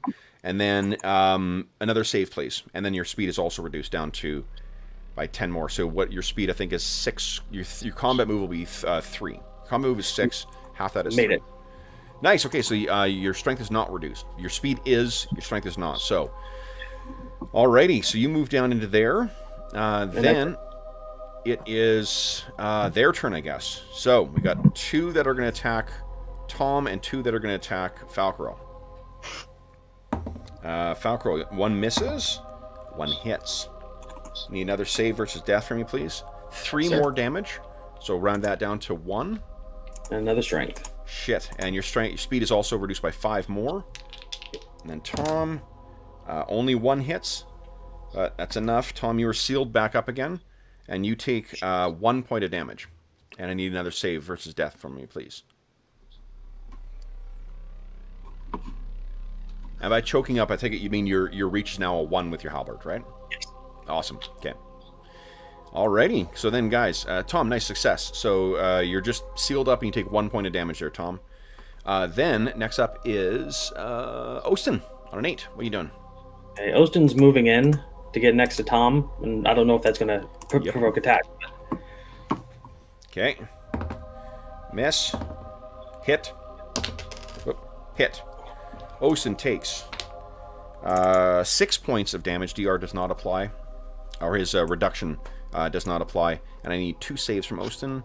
Ostin fails 1, makes 1. So Ostin's strength is reduced by 1. His speed is reduced by 10. Yep. Okay. They're flailing out. All right. And then he's going to attack them. Okay. First one to the south of him is going to get a paw. Did he have enough move to make it all the way down? Oh, yeah. Yeah, He only moved 4 squares. Okay. You know Does he need a what? dex save? I think he's only going to be able to make 1 because he's not going to have enough move. He'll have to charge. Just He only... think of it this way. His attacks of opportunity are being triggered before he completes his move, which means his move is moved down. Before he moves to that final square, his move has been reduced down to to 6 squares. Which means, okay, I get what you're saying. does that make sense? Yep. Okay, so just make if you want to use that roll for his bite, I'm fine with that. Because I'm assuming you want the most. Already rolled a paw. Okay, sure. Then go ahead and roll damage. Not great. Which one was he hitting? The one directly below? The one in the fire? One in the fire. Okay. Let's move that fire out of the way for a sec here. Okay. Solid hit. All right, guys. Then, this is a favored round. Do you have a second attack now, Falcro? I choked up, so I didn't actually attack. That's up to you. Right. Okay. Grim, what did you do this? Oh, you moved the flaming sphere. Okay, so I think that's it for everybody this round then. Guys, next round, round 5. So, Brandon, you won last time, I think, right? You rolled a 1 instead of my 2? Yeah, okay, so everyone decide what you're doing with your round. And then, Brandon, once again, beat my 2, please. Jeez. Sorry. Oh my god. Nice. That's great. Second verse, same as the first. All right. Well, in that case. All right. So then, I'm missing whom? Lex, I guess. Sexy Lexi, what are you doing here? Okay. So then they are on a 5. Grim, you're up first on a 3. What are you doing?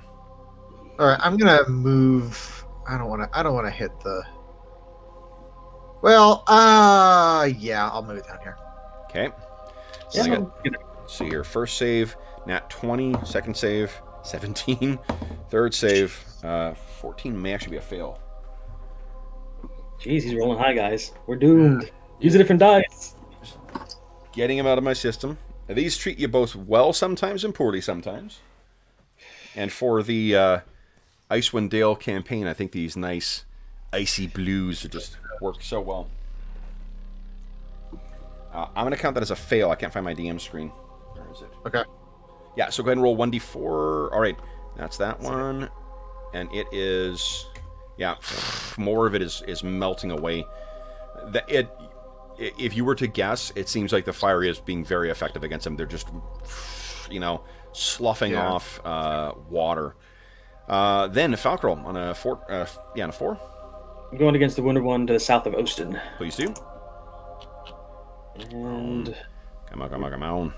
it's been reduced, so this is fun. Yeah. I'm going to Astonishing Fortune that one. Okay. Anybody object? No objections? Okay. Everyone's muted.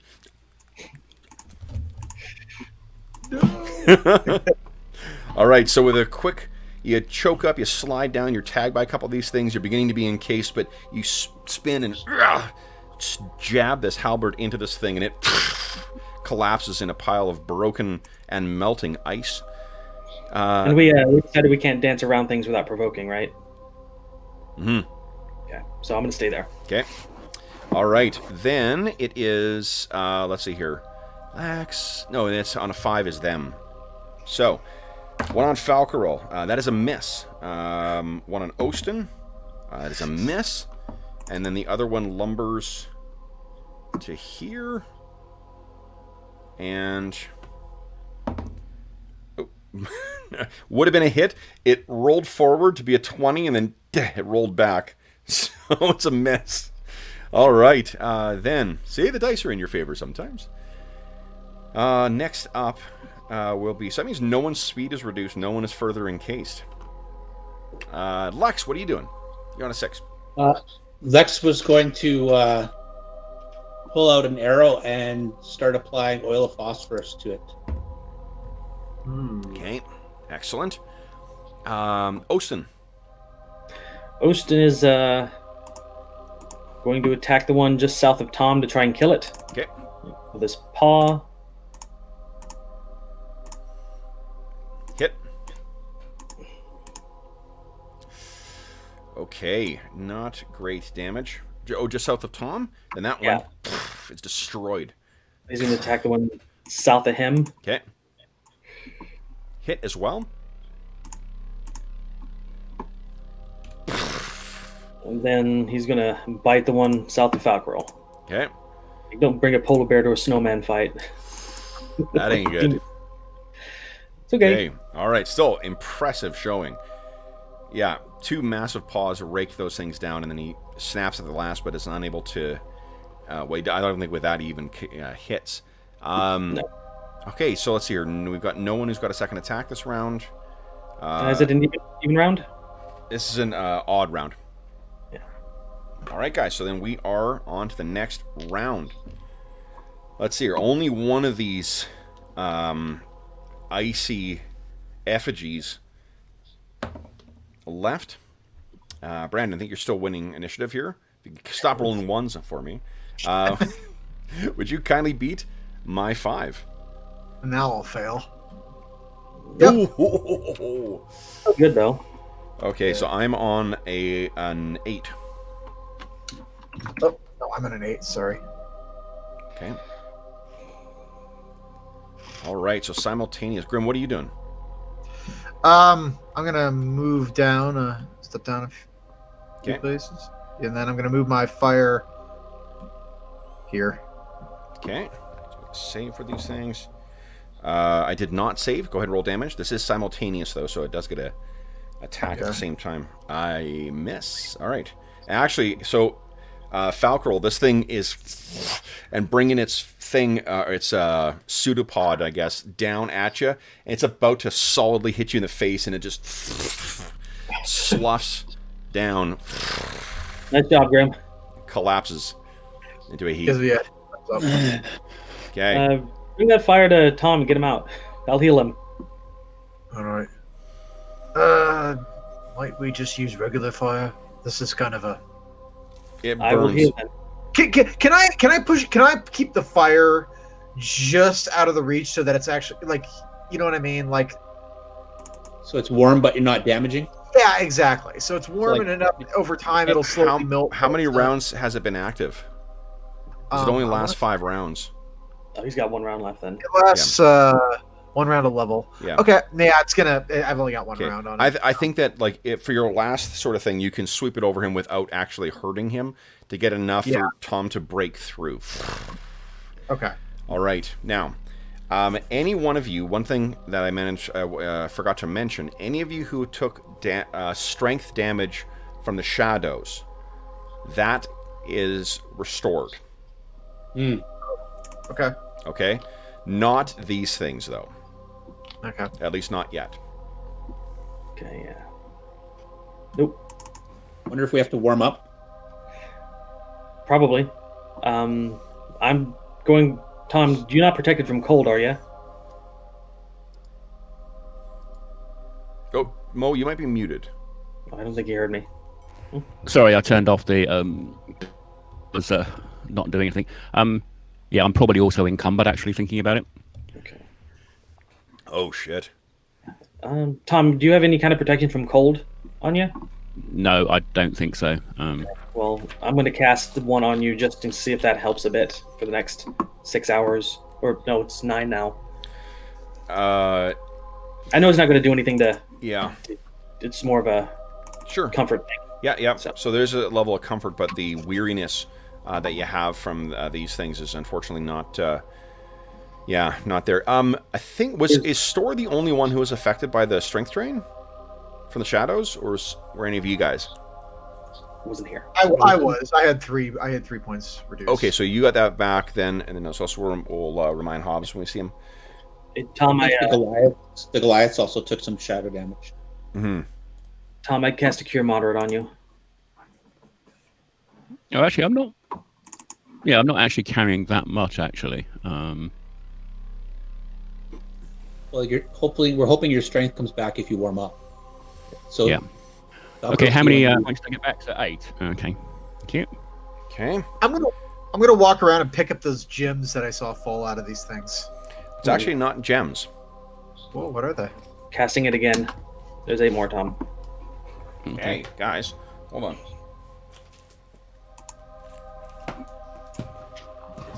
Well, if they froze people like they were trying to freeze Tom, maybe it's not gems, maybe it's stuff.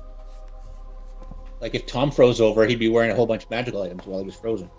Oh, that'd be cool. That's an interesting point, Dave. So Falcor looks over at Tom and says, Tom, next time, wait for us to get down.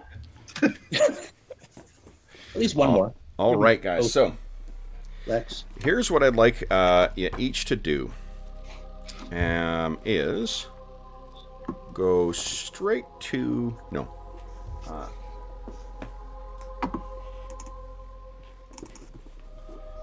all right. So here we go. You're cold, you're light. Let's see. First, I would like each of you to kindly, let me rearrange some stuff here, kindly give us a D100 roll, please. And Dave, give us a second one as well. Okay, so Grim.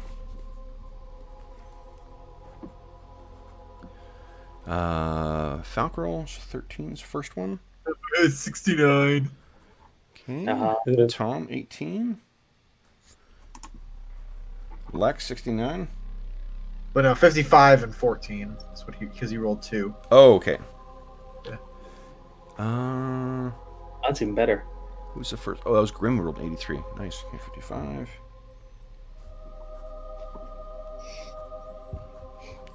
And 18. All right. Then, let's see here. Who rolled what here? Grim, would you kindly give me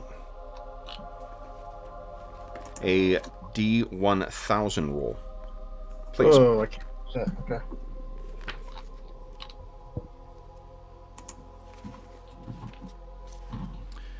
Okay, 689, dudes. And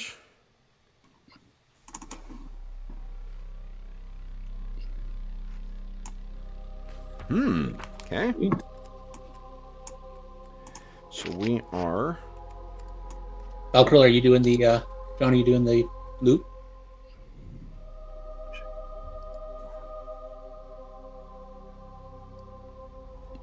I'm muting myself so the clicking doesn't come through. What was it? Was it picking up again? Oh no, when I'm going to type on the keyboard. Oh, okay. I swear to, it's just with Saturday morning. I heard no, it's an attack on the keyboard. That's what I heard. Like, kind of sounds like that's something. Keyboard. That's a modern day mimic right there. The keyboard. Really? My typing speed is that quick, so it is an attack. All right. Then, interesting. Okay. Next is Falcarol. Would you give me a D1000 roll, please?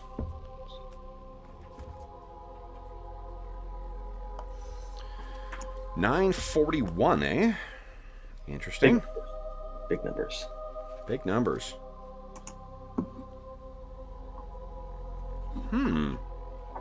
Ring of Wish. All right. Then, would you kind of give us a D1000 roll as well? All right.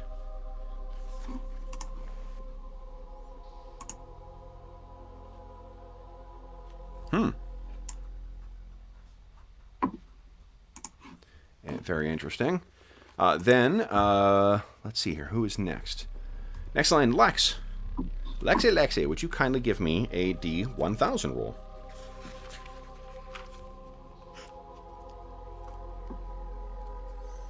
For those listening at home, we'll talk about what we're using here, if you're curious, in a moment.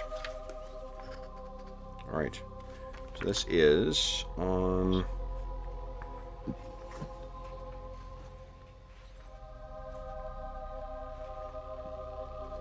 No. Yes, okay. 242.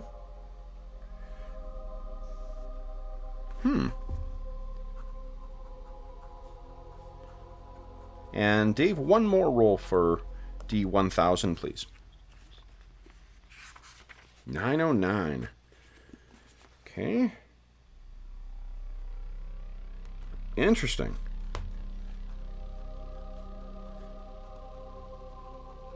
Okay, so I need to check one thing here.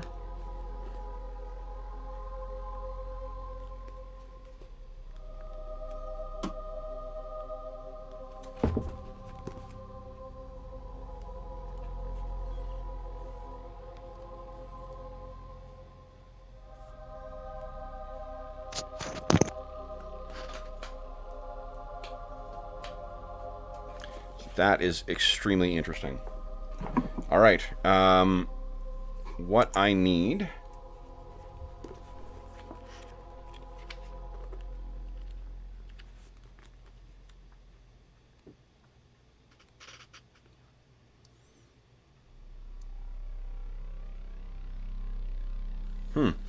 Okay, so I need, let's see here, from Dave, I need a percentile roll from you. Where is that book? Or actually, sorry, this is from John. Actually, a percentile roll, please. Whoop.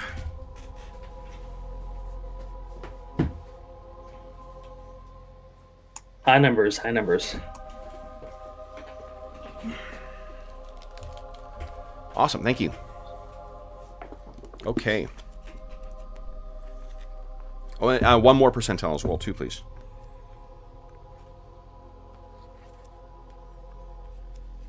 $68. Okay, cool. So let's see.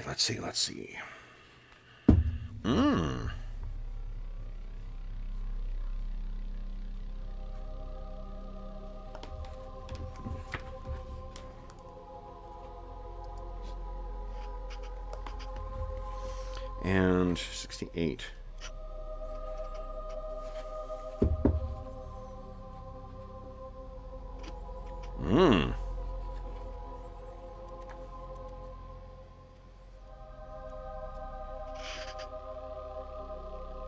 Okay.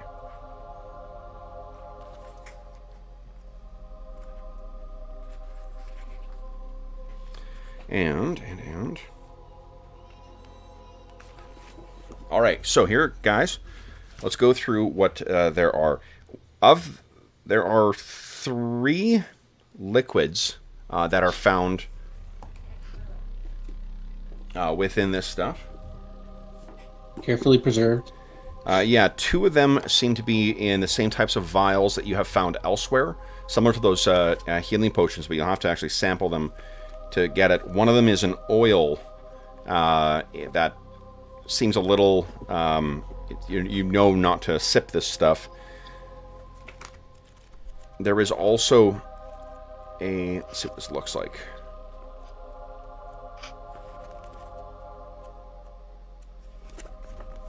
Here we go.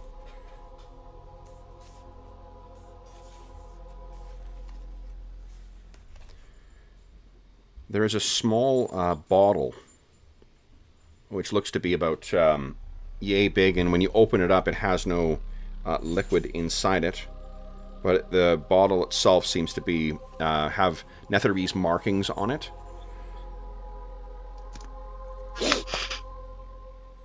And then there is a short sword. Now, the short sword has markings on it. Grim, I'm not sure you know. Do you have knowledge ancient history? Or proficiency ancient history? Oh, you might be muted there, Brandon. Oh, yep, I did. I thought that's what I added as one of my last proficiencies. Let me check. Where's my proficiency window go? Where'd it go? Okay. Where's proficiencies? Oh, there it is. Okay. Yep, I do. Nice. Okay. So, would you give me an ancient history roll, please? All right. Very good. Yeah. Okay, so I think you look at this thing now. This is not. This short sword is. It's got an unusual grip to it. It seems like it's a larger grip than what should be on a blade of this size. But it doesn't affect the balance or the responsiveness of this thing. It's an incredible sword. The stylings on it are distinctly not Netherese and they are much more garish and much more fearsome. The features on it are like flames and, angry claws and such. And you would think that these actually may be the markings of an ancient adversary of the Netherese, and that would have been the sorceress ogres. Ogre Magi. And what this seems to have been something crafted, and you're not sure what the references are to, but there is a specific name in there. I take it you do not read Jotun. No, I do not. Okay, so there's some Jotun. Anyone who's familiar with Dwarvish language will recognize the script on here, but not the language.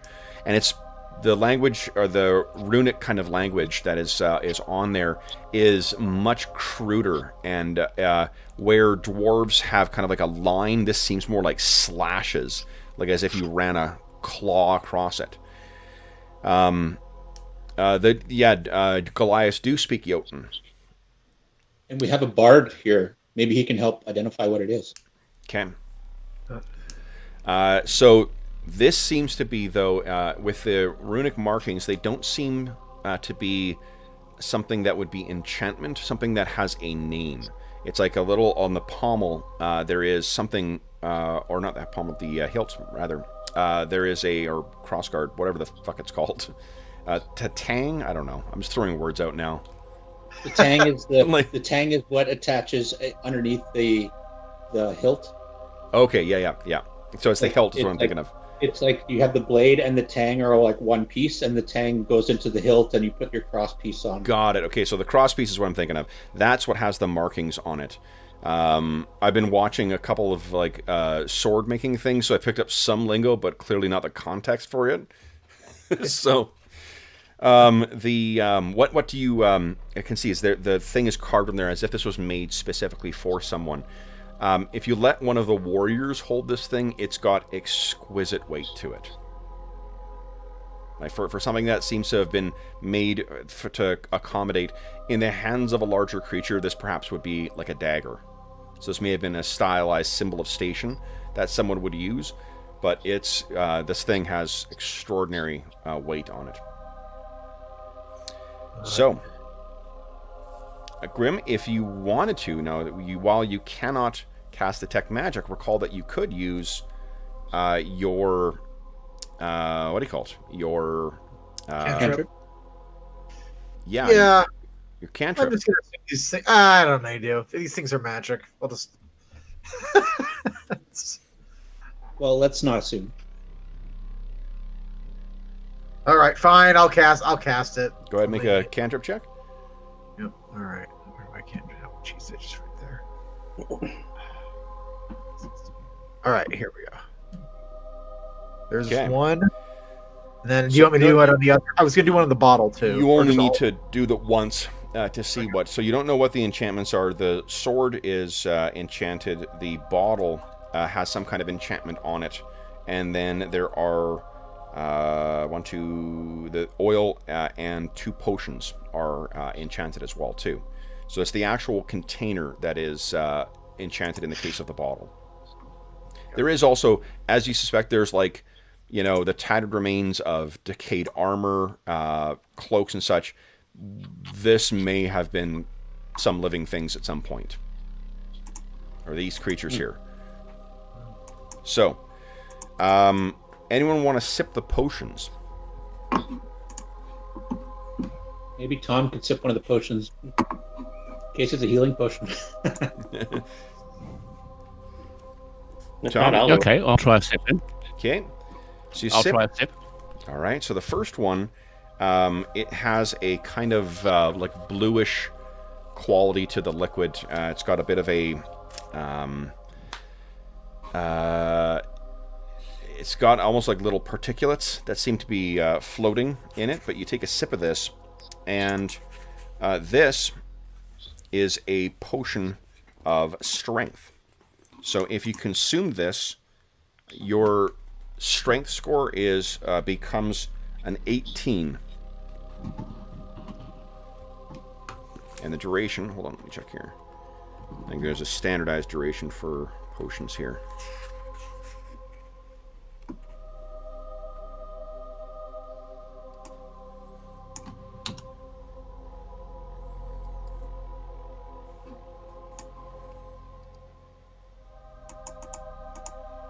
Where is it here?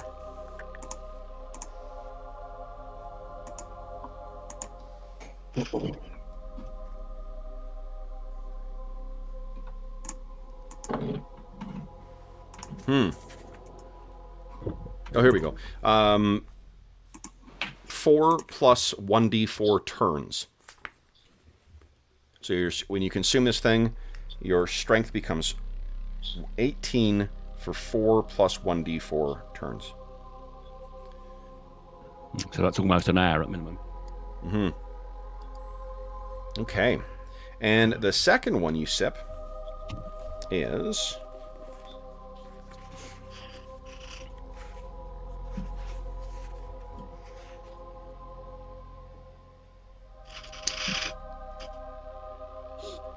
So you take a sip of this, and Tom, this one has a kind of a darker purple quality. It's almost that you can't see through this liquid. You take a little sip of this, and the rest of you watching Tom do this, he gets, to be honest, a little spacey. And he's just kind of staring off. What's the first thing that one of you guys says to him as you're waiting to hear, like, well... What does it do? Tom, what he says is... Well, actually, I think what he turns and he says, it prevents you from lying. And he still seems a little woozy, so if you want to follow up with any question that you have for him... Do you have any problems with anybody in the group? Ooh! So, Tom, you do need to answer that question truthfully. He'll say he's worried about Cola relapsing. Interesting. Yeah. All right, and then as soon as that comes out, Tom, you're just like, you did not have a choice in that. You look back at this. This is a potion of truth. 1 round after being swallowed, it puts the person into a trance for 1d4 turns, and the character freely and literally answers any questions asked during that trance, provided the questions are posed in a language they can understand. Truth serum. Mm-hmm. Okay. Sweet. That's handy. Mm-hmm. Let's go back to Bryn Shander and give that to the speaker dude who's. Yeah, slip it into his a drink while he's addressing the public and have someone shouting out, "Are you Did you collude with were rats? Are you in Luskin's back pocket? Exactly. Remember, it's literally, so he could actually lie with that one. Oh, that's true. So Yeah, he's let's not see here. literally in their back pocket. Oil. Are you in Luskin's on floor? So oils, oils include lotions and salves that are rubbed on the body.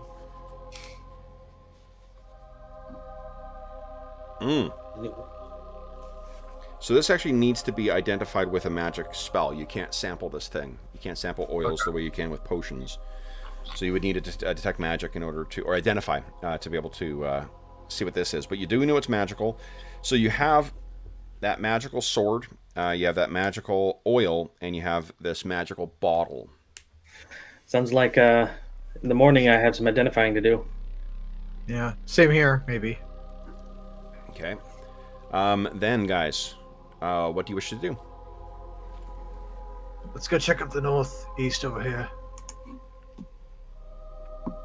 You're not running off by yourself, are you, Grim? No, I'm waiting for you. Hurry up. That appears to be precisely what he's doing. Let's go. Oh, maybe to the east. I don't know. Where should we go first? Well, I'll take point if we're gonna go exploring. Let's go to the east first. I'm gonna keep my halberd ready but choked up. Okay. Okay, you coming, Lex? Yeah. I suggest we let the Goliaths know what happened. Do we still hear them? I mean, they're not talking to each other. They're... Either they were singing. No, they were singing for a very brief period there. Okay. Yeah. I was trying to ask earlier if the Goliaths are just going to be doing a service or something like that for. I think it's more that they don't want to leave her body behind, and they don't want to be dragging her body. Like what they've done is they've wrapped it up for proper transport. Okay. Use her cloak and whatnot. So if you go ahead and head in there, Falcor, I'll tell you when the awful thing happens. I mean, Yeah. I'll tell you what's inside there. I was going to be looking at the ground for any signs of recent traffic. You can but see no besides- signs. Yeah, no signs of any sign. And not even recent. I mean, like there's no tracks going in and out of there. Okay. I'm going to step on in. At least And- not on the ground. Mm, So you make your way in there, and this appears to be very similar to some of the other caverns that you've seen.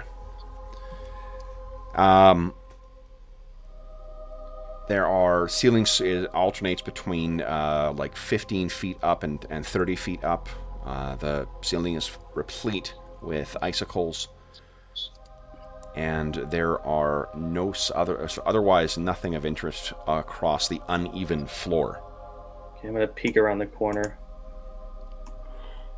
It kind of Look around. goes down again, drops down into that pinched corner. Okay, so I look in the pinched corner to see if there's anything back there. Okay.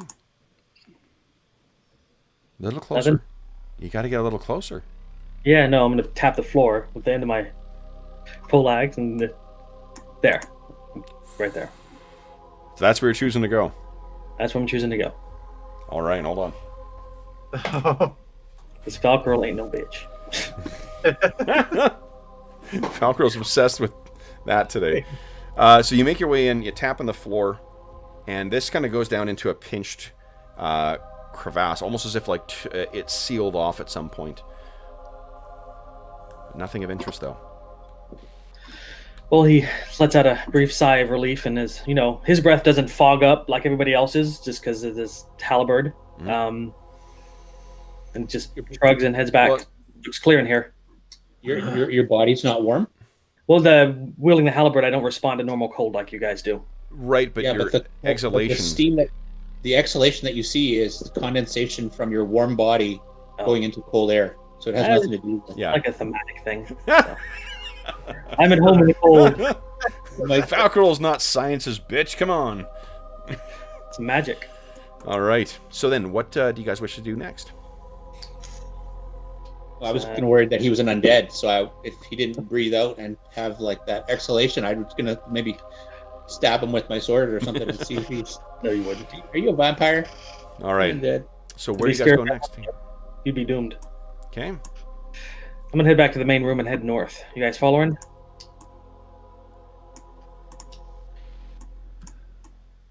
Mm-hmm. All right. Okay. So likewise, seems as if this pinches down to the north there. Okay, I'm gonna keep my eyes on the ceiling as I walk. Okay.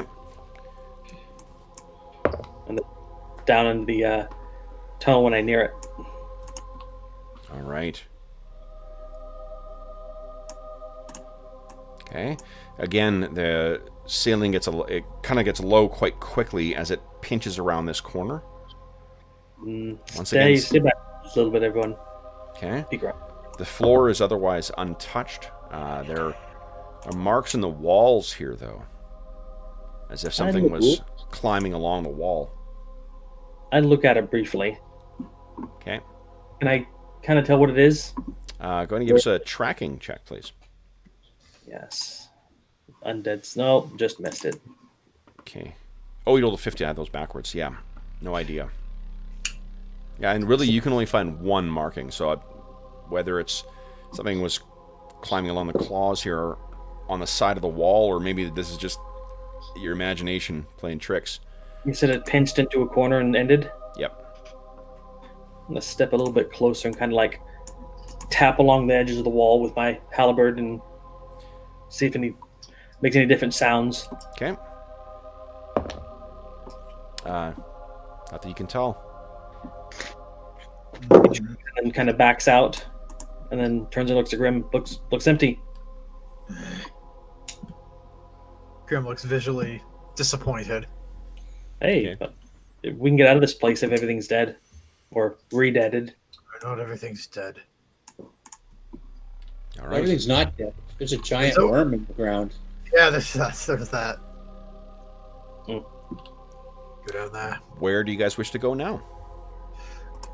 Wasn't there like a little bit to the northwest in the chamber where the Goliaths are? There was, I think. Okay. Guys, before we carry on, who is taking the short sword, the potion of truth, the potion of strength, the oil, and the bottle?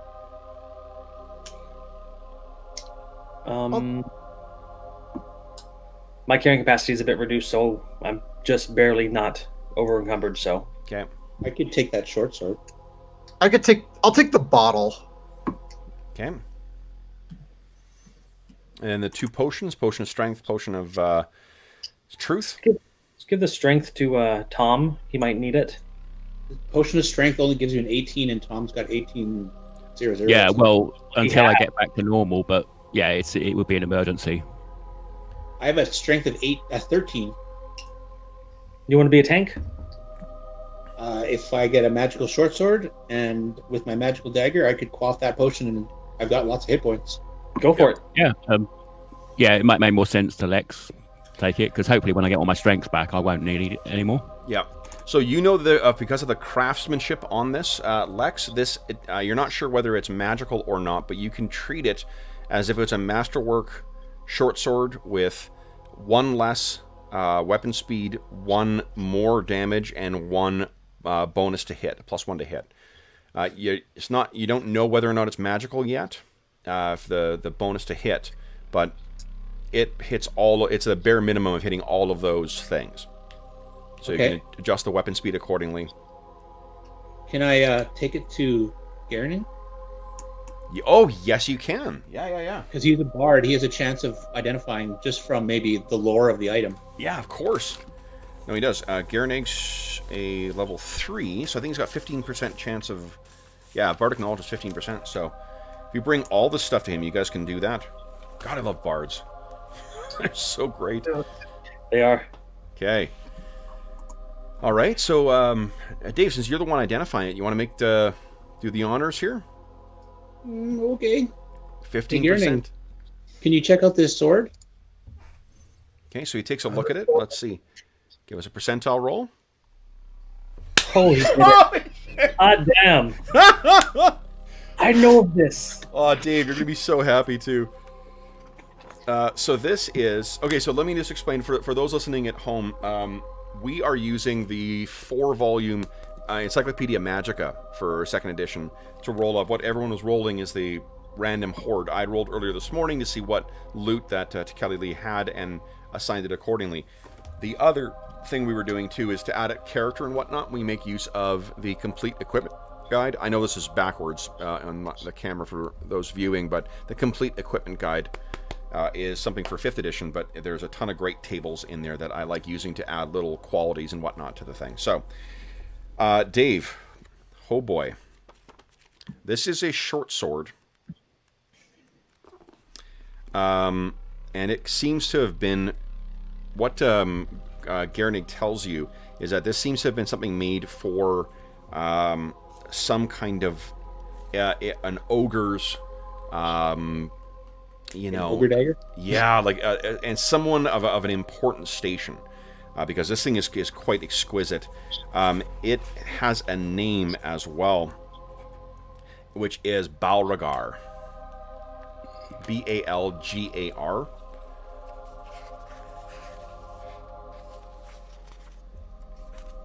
And what this sucker gives you...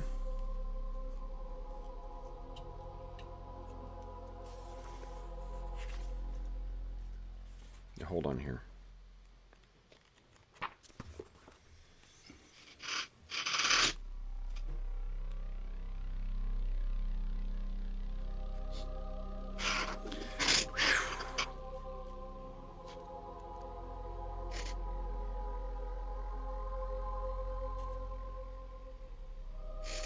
So this is a short sword with a magical bonus of +4. Oh, wow. Yeah, so it reduces the weapon speed by 4, +4 to hit, and if it reduces it to a negative, then you subtract that from the your initiative score. Because, yeah, short sword's only got an initiative score of 3, right? Yeah. Balragar also has the quality of dancing. So if you fight with Balragar for 4 turns, or 4 rounds, on the 5th round, you can let go of it, and it will keep fighting at your same rate, and you can use that hand to do something different. And... Jesus. Balragar, while it is being wielded by you, while it's in your hand, it grants you +3 to your strength. Oh, jeez. Yep. It's a pretty crazy weapon. So, those are the things. The last thing it does as well is it grants a +2 to saves versus poison.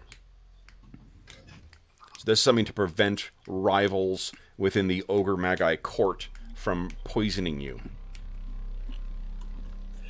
So, +4 short sword of dancing that grants +2 to saves and +3 to strength while wielded. Hey Lex, that 7th level ranger, don't you get spells? 8. Oh, darn. Yeah, I thought it was 7 too. I was so excited. I was like, spells! Oh. All right. Chance stock. There is the oil and there is the bottle as well too. Yeah. Let's try the bottle next. Oh, no. Okay. So, Brandon, why don't you give us a percentile roll? Let's see if Gary knows what that is. 20. Very close. Not Close. though. Okay. And then there is the oil. Who wants to roll for the oil? I'll roll for it. Okay. He's no idea what it is either. Still crazy. That's a nice.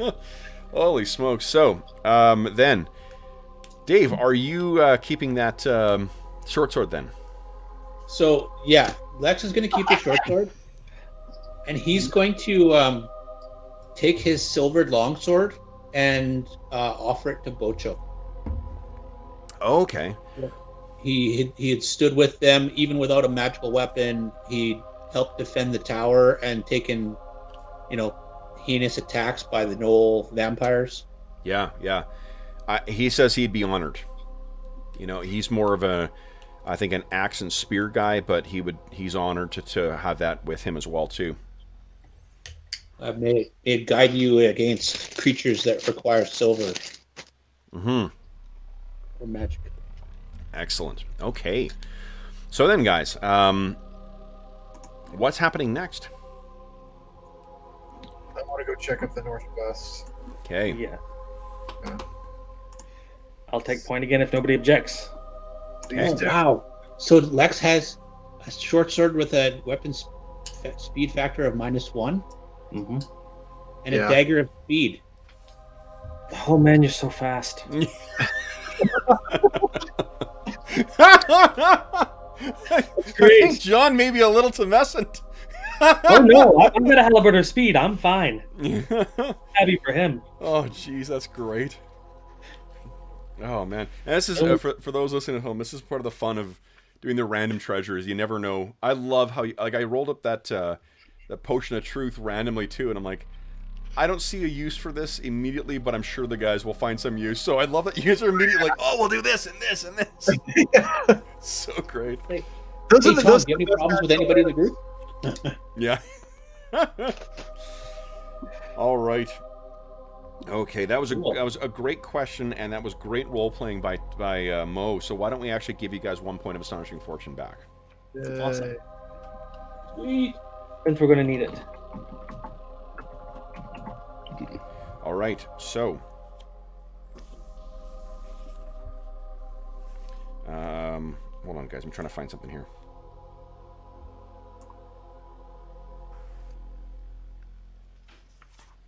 Okay.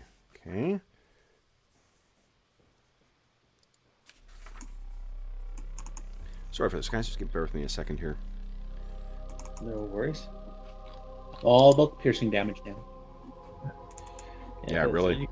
You're fast, you're dexterous, you got plus strength, and you get a. Whew. The only problem is now if I get like fireball, he's going to be running into the combat. I'm not going to be able to throw fireball. We'll cross that bridge when we get there. That's why you get protection from elements and cast it on the ones that like to rush you. Okay. All right. Sorry, guys. There was something that happens at another point, and I couldn't remember where it was. Alrighty. So, guys, where would you like to move next? Is this a sloped floor going down, or? That is all the floors are going down. Yeah, you've yet to encounter one that travels directly up. Let me make sure I got the correct thing here. Well, I know where you are. All right. So, Okay, Lex, you want to try out those dagger and short sword combo? What's that? Ready to try that dagger and short sword combo? Shing. okay. Move in and peek around the corner. All right. So what you see in here is there are more half-formed snow sculptures in here too. To call them sculptures is really giving it more credit than what it is. It's lumps of snow that seem to have been formed by something. They don't have the gnollish skulls on them, nor is there any indication there's the skulls in here. But you do see lots of tracks around in here, as if someone was trying to pile up and make them. Which is no small feat, because it's not like there's like drifts of snow in here. It's an ice cave. There's not easily accessible snow in here, so Lord knows where these came from. You want me to burn them from afar? Let's just get everybody in here before we do something. One thing you would notice as well, guys, you haven't heard that cackling and laughing that seemed to be echoing through here before. Let me put some of these back in here. I'll show you where they are. The half-formed ones. There we go. There we go. You sure you don't want me to burn them?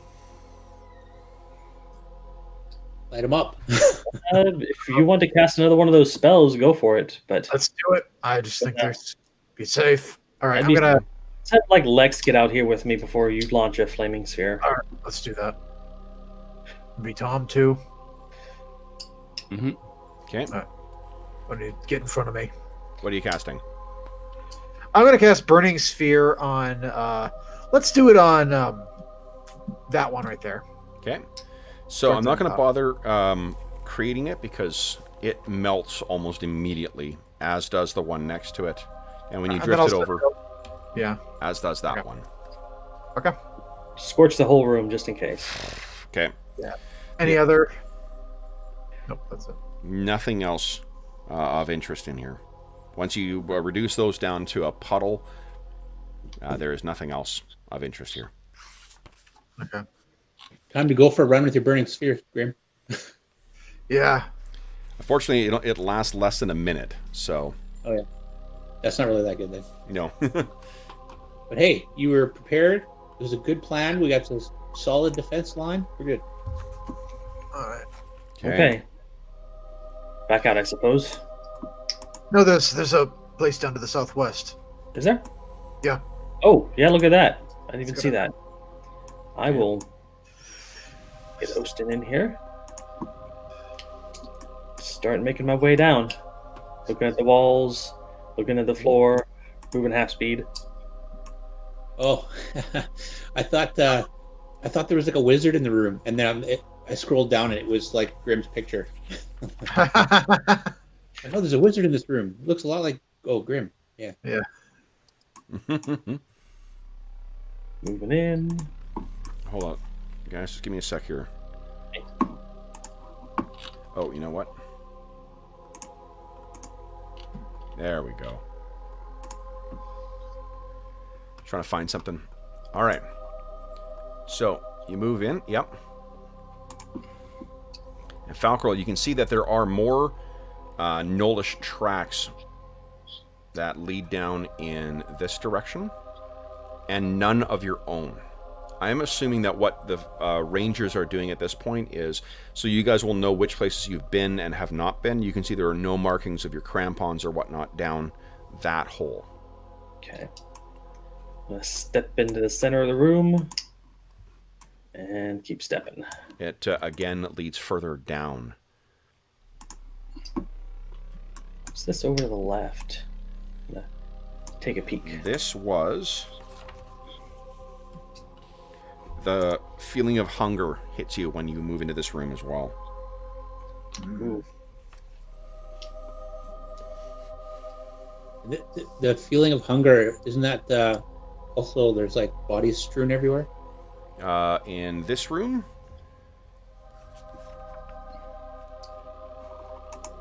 Not in this room, no. But that feeling of Okay. hunger has returned. Can I tell if it's stronger to the west or the south? You'd have to move in that direction, I suppose. Yeah, I'll move to the south a bit. Okay. It's tough to tell. It does not... South looks like where we came from. Does not This is feel where- good. Didn't we fight Kelly Lee in this room where Lex is, and then he went around the corner and then south? Yeah, I thought so too. Okay. Yeah, we fought Kelly Lee here. Yeah, and Falcor, I wasn't here for the session, but I think Falcor's just getting turned around from the cavern. But did we go to the south? I don't remember that. He said we didn't have any tracks of ours going down there. Yeah, there's no tracks down there. You're looking down. There is that winding cavern that goes down there, but you actually think you see movement down here. He'll say, I thought I saw something. Ready yourselves. It was big, too. Something big. Oh. Tom, where are you? So you stop and wait. You can't hear anything. Well, Alex, are you wearing your banded mail, or are you gone full ranger now? I'm full ranger now. You want to see if you can stealth ahead and take a peek at stuff? Might be a little tricky with crampons, but yep. Well, you've got a better chance than I do. What is your chance of this cave? A benefit of this is that I'll count it as a natural environment. What is your chance of move silent? Before crampons and anything, I'm at 65%. Awesome.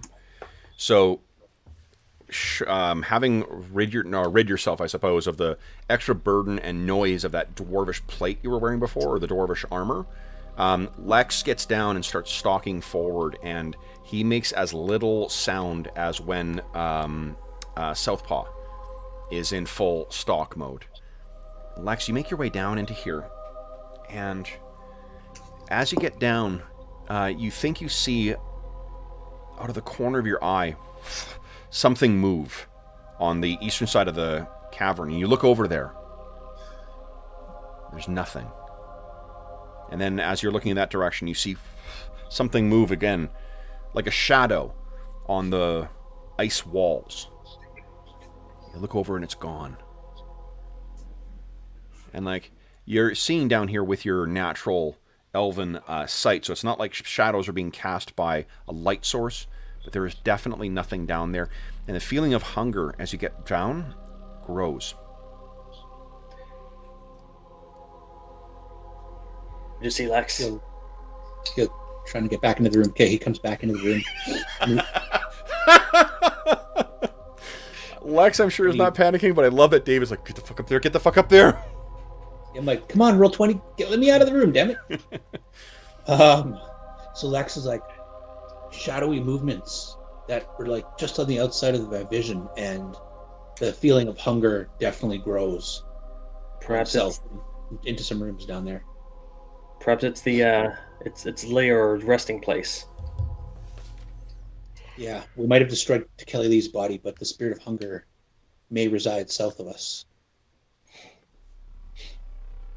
Maybe it's more of the shadows, but bigger, hungry. What do you guys wish to do? Let's go. Yeah, Let's go. Let's just go in. He'll take point if you want. Let's go. I can take point.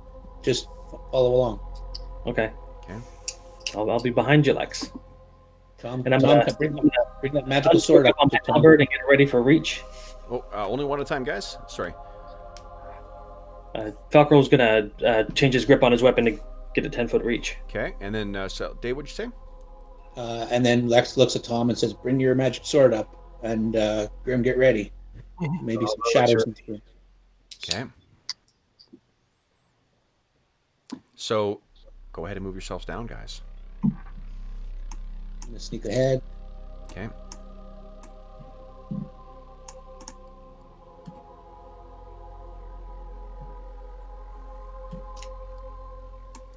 So as you get down there, with light being exposed to this room, what you can see is that the walls themselves are remarkably transparent. A lot of the walls that you've passed so far, it's packed ice, and it's effectively completely obscures whatever's behind there. This is almost as translucent as what a glass pane would be. There's a little bit of distortion in it, but you can see deep into it. It quickly becomes obscured because of lack of light, but you're able to see fairly deep into the ice. Guys, carry on moving yourselves in there. Do you want me to move Southpaw next to you, Lex? Just bringing him up the rear. Okay. Figured he'd loping along behind, Sure. but I almost got him stuck in the wall earlier. So So you guys get in there. You can see that this carries on further south. Each of you can feel that pang, that feeling of hunger grow as you make your way into the room. Once everything is lit by Grim's headlamp, or Tom, are you heading down that room as well? Yeah, I'm just having difficulty holding myself.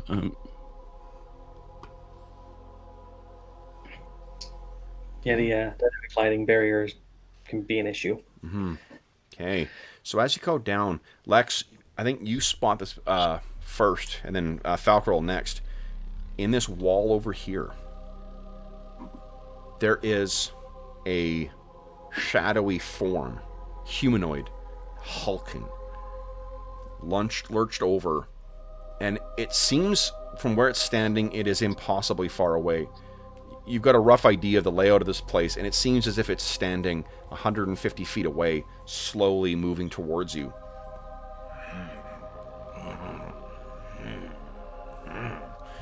And it moves almost impossibly fast. And it seems to move right up towards so where you can see this thing. And as it gets closer, it slows. And then when it seems to be about 30 feet away behind the barrier of ice, it seems to suddenly move up the wall and over in the ceiling. And you can see transparent icicles hanging down. And it moves across the ceiling to the far side and then disappears off into the gloom far off in that transparent wall. That was weird. Falcarol, So any it went idea? off to the Go ahead. west. To the west, yeah. Across the ceiling, and then disappears to the west. Falcarol's like, I have no experience with that kind of magic or phenomenon. Grim, out of the corner of your eye to the north, you see another thing suddenly come out of the gloom, move its way along to the northern side, and then disappear into the gloom as well. Austin, are these spirits? He looks around. I know not. This place is cursed. Got that right. All right. Push on. All right. So down here, let's see, there's the sound of moving air coming from the south. And the echoes seem a little of your footfalls. Not yours, Lex, necessarily, but the sound of your allies moving up. It seems to echo more strangely in that southern room. Okay. To the other direction, the feeling of cold, I guess, intensifies. How is the feeling of hunger in this room? It is equal to what it was in the other room. Okay. If you sort of test it out in each of the directions, take a couple steps in one direction to the west and a couple steps to the south, it is to the west. Okay, so we're from there. Actually, Lex, I think you can see something. Oh, I can see the hole. There's another hole, and it's exactly like the other, bored directly in the very ice, in a perfect, huge circle. Lex whispers back, there's a giant hole for the worm. What did you guys call that earlier? Fireworm. Fireworm. But the hunger is off to the west, so I say we head that way. I would agree. Okay.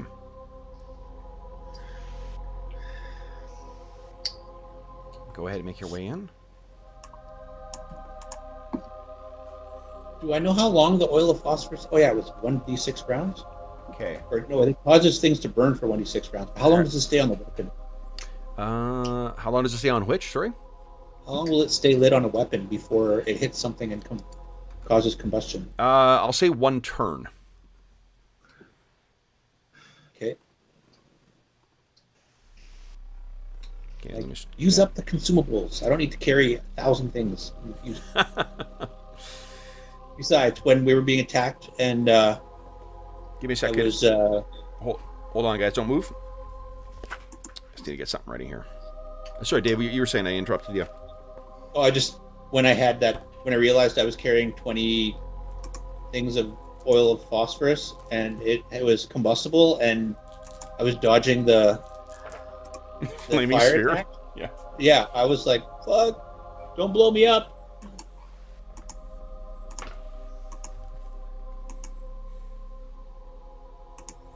Okay. There we go.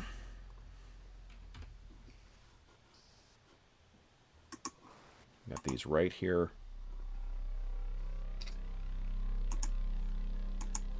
All right, guys. Please feel free to advance further. Now, Dun, dun. as you move into this room, Lex, 1 second here. What you see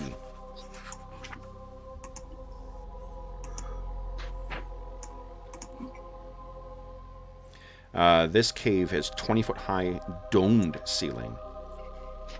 And to the left there, you can see that there seems to be naturally formed, to the north, I say there are naturally formed steps, and there's a narrow tunnel leading down to the left. The feeling of hunger grows. What do you do? So the steps are to the north or to the southwest? The steps are, so you can see to the north there, there's the same type of tunnel that you guys have passed through before, heading up.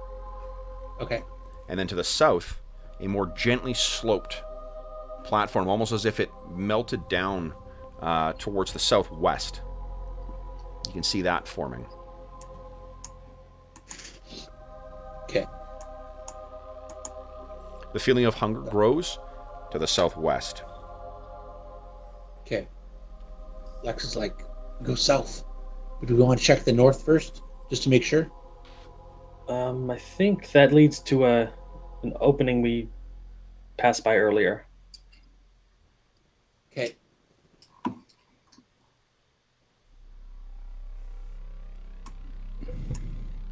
Okay. Yeah, pretty does. The shadows drift down to the south. And the hunger grows. Not kidding. I didn't have breakfast. Me neither. I'm getting the hunger grows and the tune of the thunder rolls in my head now. Nice. So as you grow Hunger closer, grows.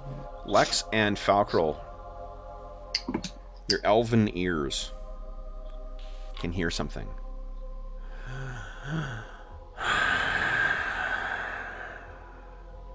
A deep sigh that echoes throughout that cavern to the south.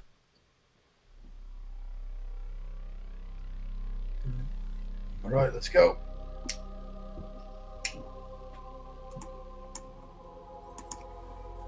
To our destiny.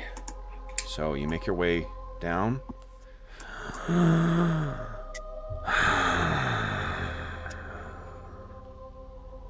Again. Tom's going to whisper, would it be worth to have a volley of arrows ready with the burning what's-its? No, we don't really know what it is yet. Mm.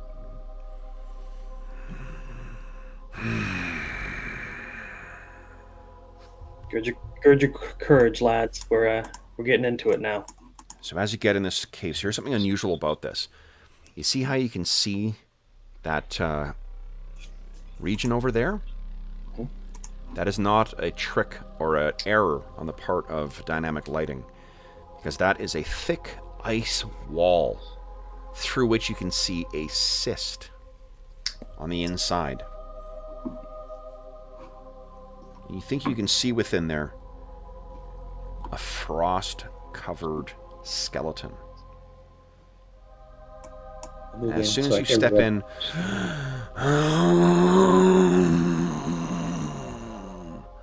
a voice echoes. And what you hear, Grim, you are the only one who can make out these words. Because it is spoken in a language that, again, you've only since entering the Caves of Hunger have heard spoken with the actual dialect in which it was said thousands of years in past.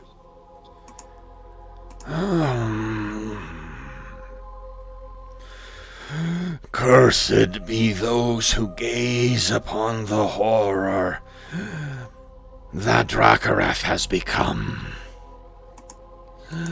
Such promise wasted, lost in this cold sepulchre.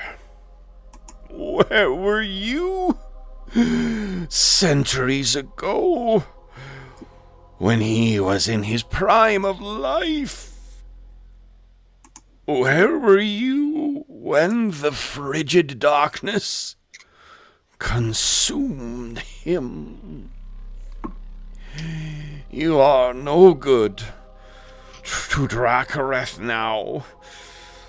Nothing remains of him but frozen bones, ancient treasure, and an unrelenting hunger. And you see drifting down from the ceiling a roughly shadowy shaped form, diaphanous, hungry, and hateful. And guys, we'll see what happens next session. So, Tomorrow. guys, first off, let's calculate. For those listening at home, thank you so much for joining us for session 52 or 53 of this campaign. Let's quickly first do your XP for the session, guys, because it has been a big one. All right. Now, in addition to those of you who have gained your class-based XP, so spells and whatnot, warriors, you have defeated 24 hit dice worth of adversaries today, so congratulations for that. How many points of Astonishing Fortune are left?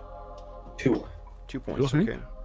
So Was I successful in my sneaking there? Yeah. Yes, yep, your ranger thing, it's I think 100 for each... It is. Yep, okay. All right. So, man, you get just a crap ton of XP when you identify magic items. And taking on these more challenging adversaries. That almost froze Tom to death each. Yeah, they were no joke. Well, something we noticed last night as well too is just that with some of these, the hit dice that you're getting from the creatures may be lower, but the XP you're getting for defeating them is just higher because they got so many cool special abilities. Let me double check my math on this. Harder damage. Yeah.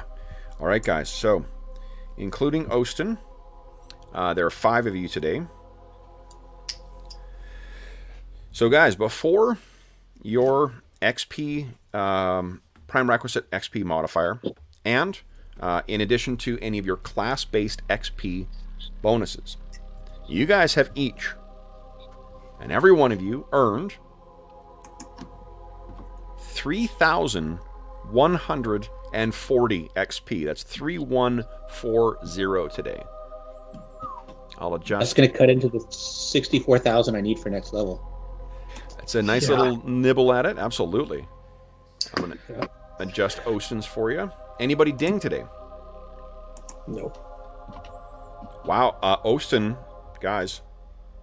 What? Really? Hold on. What did I say it was? 3,140? Yep. And 24 hit dice. He doesn't get any hit dice stuff, unfortunately. Oh. However, guys, he's only 5,971 off from his next level. Well, maybe he'll get that tomorrow when we defeat the Spirit of Hunger. All right. So let's see here, guys. Then if you got your SP, so Grim, you didn't ding? Nope, not for a while. Okay. All right. So then, guys, for those listening at home, thank you so much for joining us for this session of our Legacy of the Crystal Shard campaign. As is always the case, if you have any comments, questions, or concerns regarding this session, the campaign, or the game that we're playing, please do not hesitate to leave a comment in the comment section of the video, and I will endeavor to reply in a timely fashion. In addition, you can find in the description of this video a link to the Dungeon Musings Discord server. You are more than welcome to join us over there. We have channels dedicated to this campaign, this game, and every other game we run on the channel, as well as a bunch of other great ones like finding a group, like pictures of our pets, like getting advice for setting up and selecting between virtual tabletops. Lots of great stuff, lots of great people. You are more than welcome to join us over there. In addition, there is a link. Oh, I got to grab one thing. Guys, talk amongst yourselves for just 2 seconds. I'll be right back. Okay. Falcro, you don't turn undead, right? I do not. I'm a specialty priest. Yeah. Somebody was asking about that in the chat. Although, yeah, I like my decision, how Falcro turned out, so. Sorry, guys, I forgot to grab this before I came in. I mentioned that there is a link in the description of the video to the Heroes Save Villages charity campaign that we run on the channel. This is a campaign that benefits... Honey, please don't lick that monster manual. Anna says hi to everyone and is licking the thing that you guys were fighting.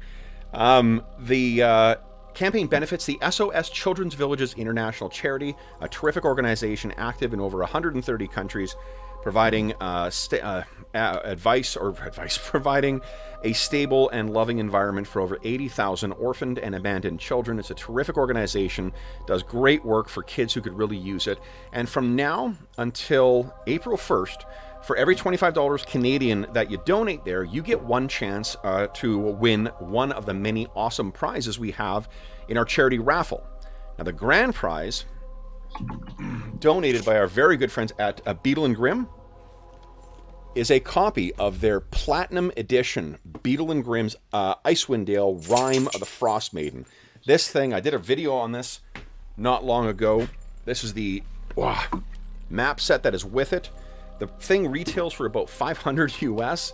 Originally, we have a copy. This is my copy, but we have a copy of this as the grand prize, and I will pay for the shipping for it as well. So, for every $25 you donate, you get a chance to win it. You will also find that there are other things you get to do with it in the coming weeks and months. Your charity donations will also give you a say in what charity games we're playing this year, and sometimes it'll give you a chance to decide what characters people are playing. So there's other ways that you get to get involved with the channel, but most importantly, you get a chance to win a really amazing prize and help out some kids who could really use some help. If you don't win the grand prize, the second prize is a silver edition of Beetle and Grimm's Legacy of the Crystal Shard, or Legacy of the Crystal, the Rime of the Frost Maiden. So 2 incredible prizes. That one is about 175 US. So again, 25 Canadian works out to about 17 American. So it's not a lot of money to help out some kids and get a chance to win some awesome gaming prizes. If you don't win those 2 prizes, there are also t-shirts and posters and things from the Dungeon Musings Redbubble shop. So there are some other great prizes that you have a chance to win. So all you need to do is follow the link through, make your donation, and then you can be sure to send me an email afterwards. And yeah, great chance to win some cool gaming stuff and to help out some kids who could use some help. Last thing I will say is a huge thank you to the players who joined me this morning. So Dave, John, Mo, and Brandon, thank you so much for joining me this morning, guys. Congratulations on making your way further in. I am so sorry for what's about to happen to your characters next session. So this is why we do it, Ken. Awesome. Oh yeah, I guess I can give him. Did I? Let me see if I erased his name or if because you did learn his name as well. So let me. Yeah. Drakarath. All right. So then, with that, for those listening at home, if you are joining us live or during the current crisis, the reason we're kicking off this quarantine campaign, we do hope that this finds you healthy and safe and weathering the current crisis as well as can be expected. We hope that we have given you, at the time of recording, we've just finished up the first week of 2021, and boy, was it a doozy. So we hope that we've given you a couple of hours to take your mind off. I'm telling them. Anna says also that she hopes you had a great first week as all things considered. We hope that we've given you a couple of hours to take your mind off of the troubles of our world and turn your mind to the troubles of our Icewind Dale heroes. Until we see you again, stay safe, stay healthy, and happy gaming.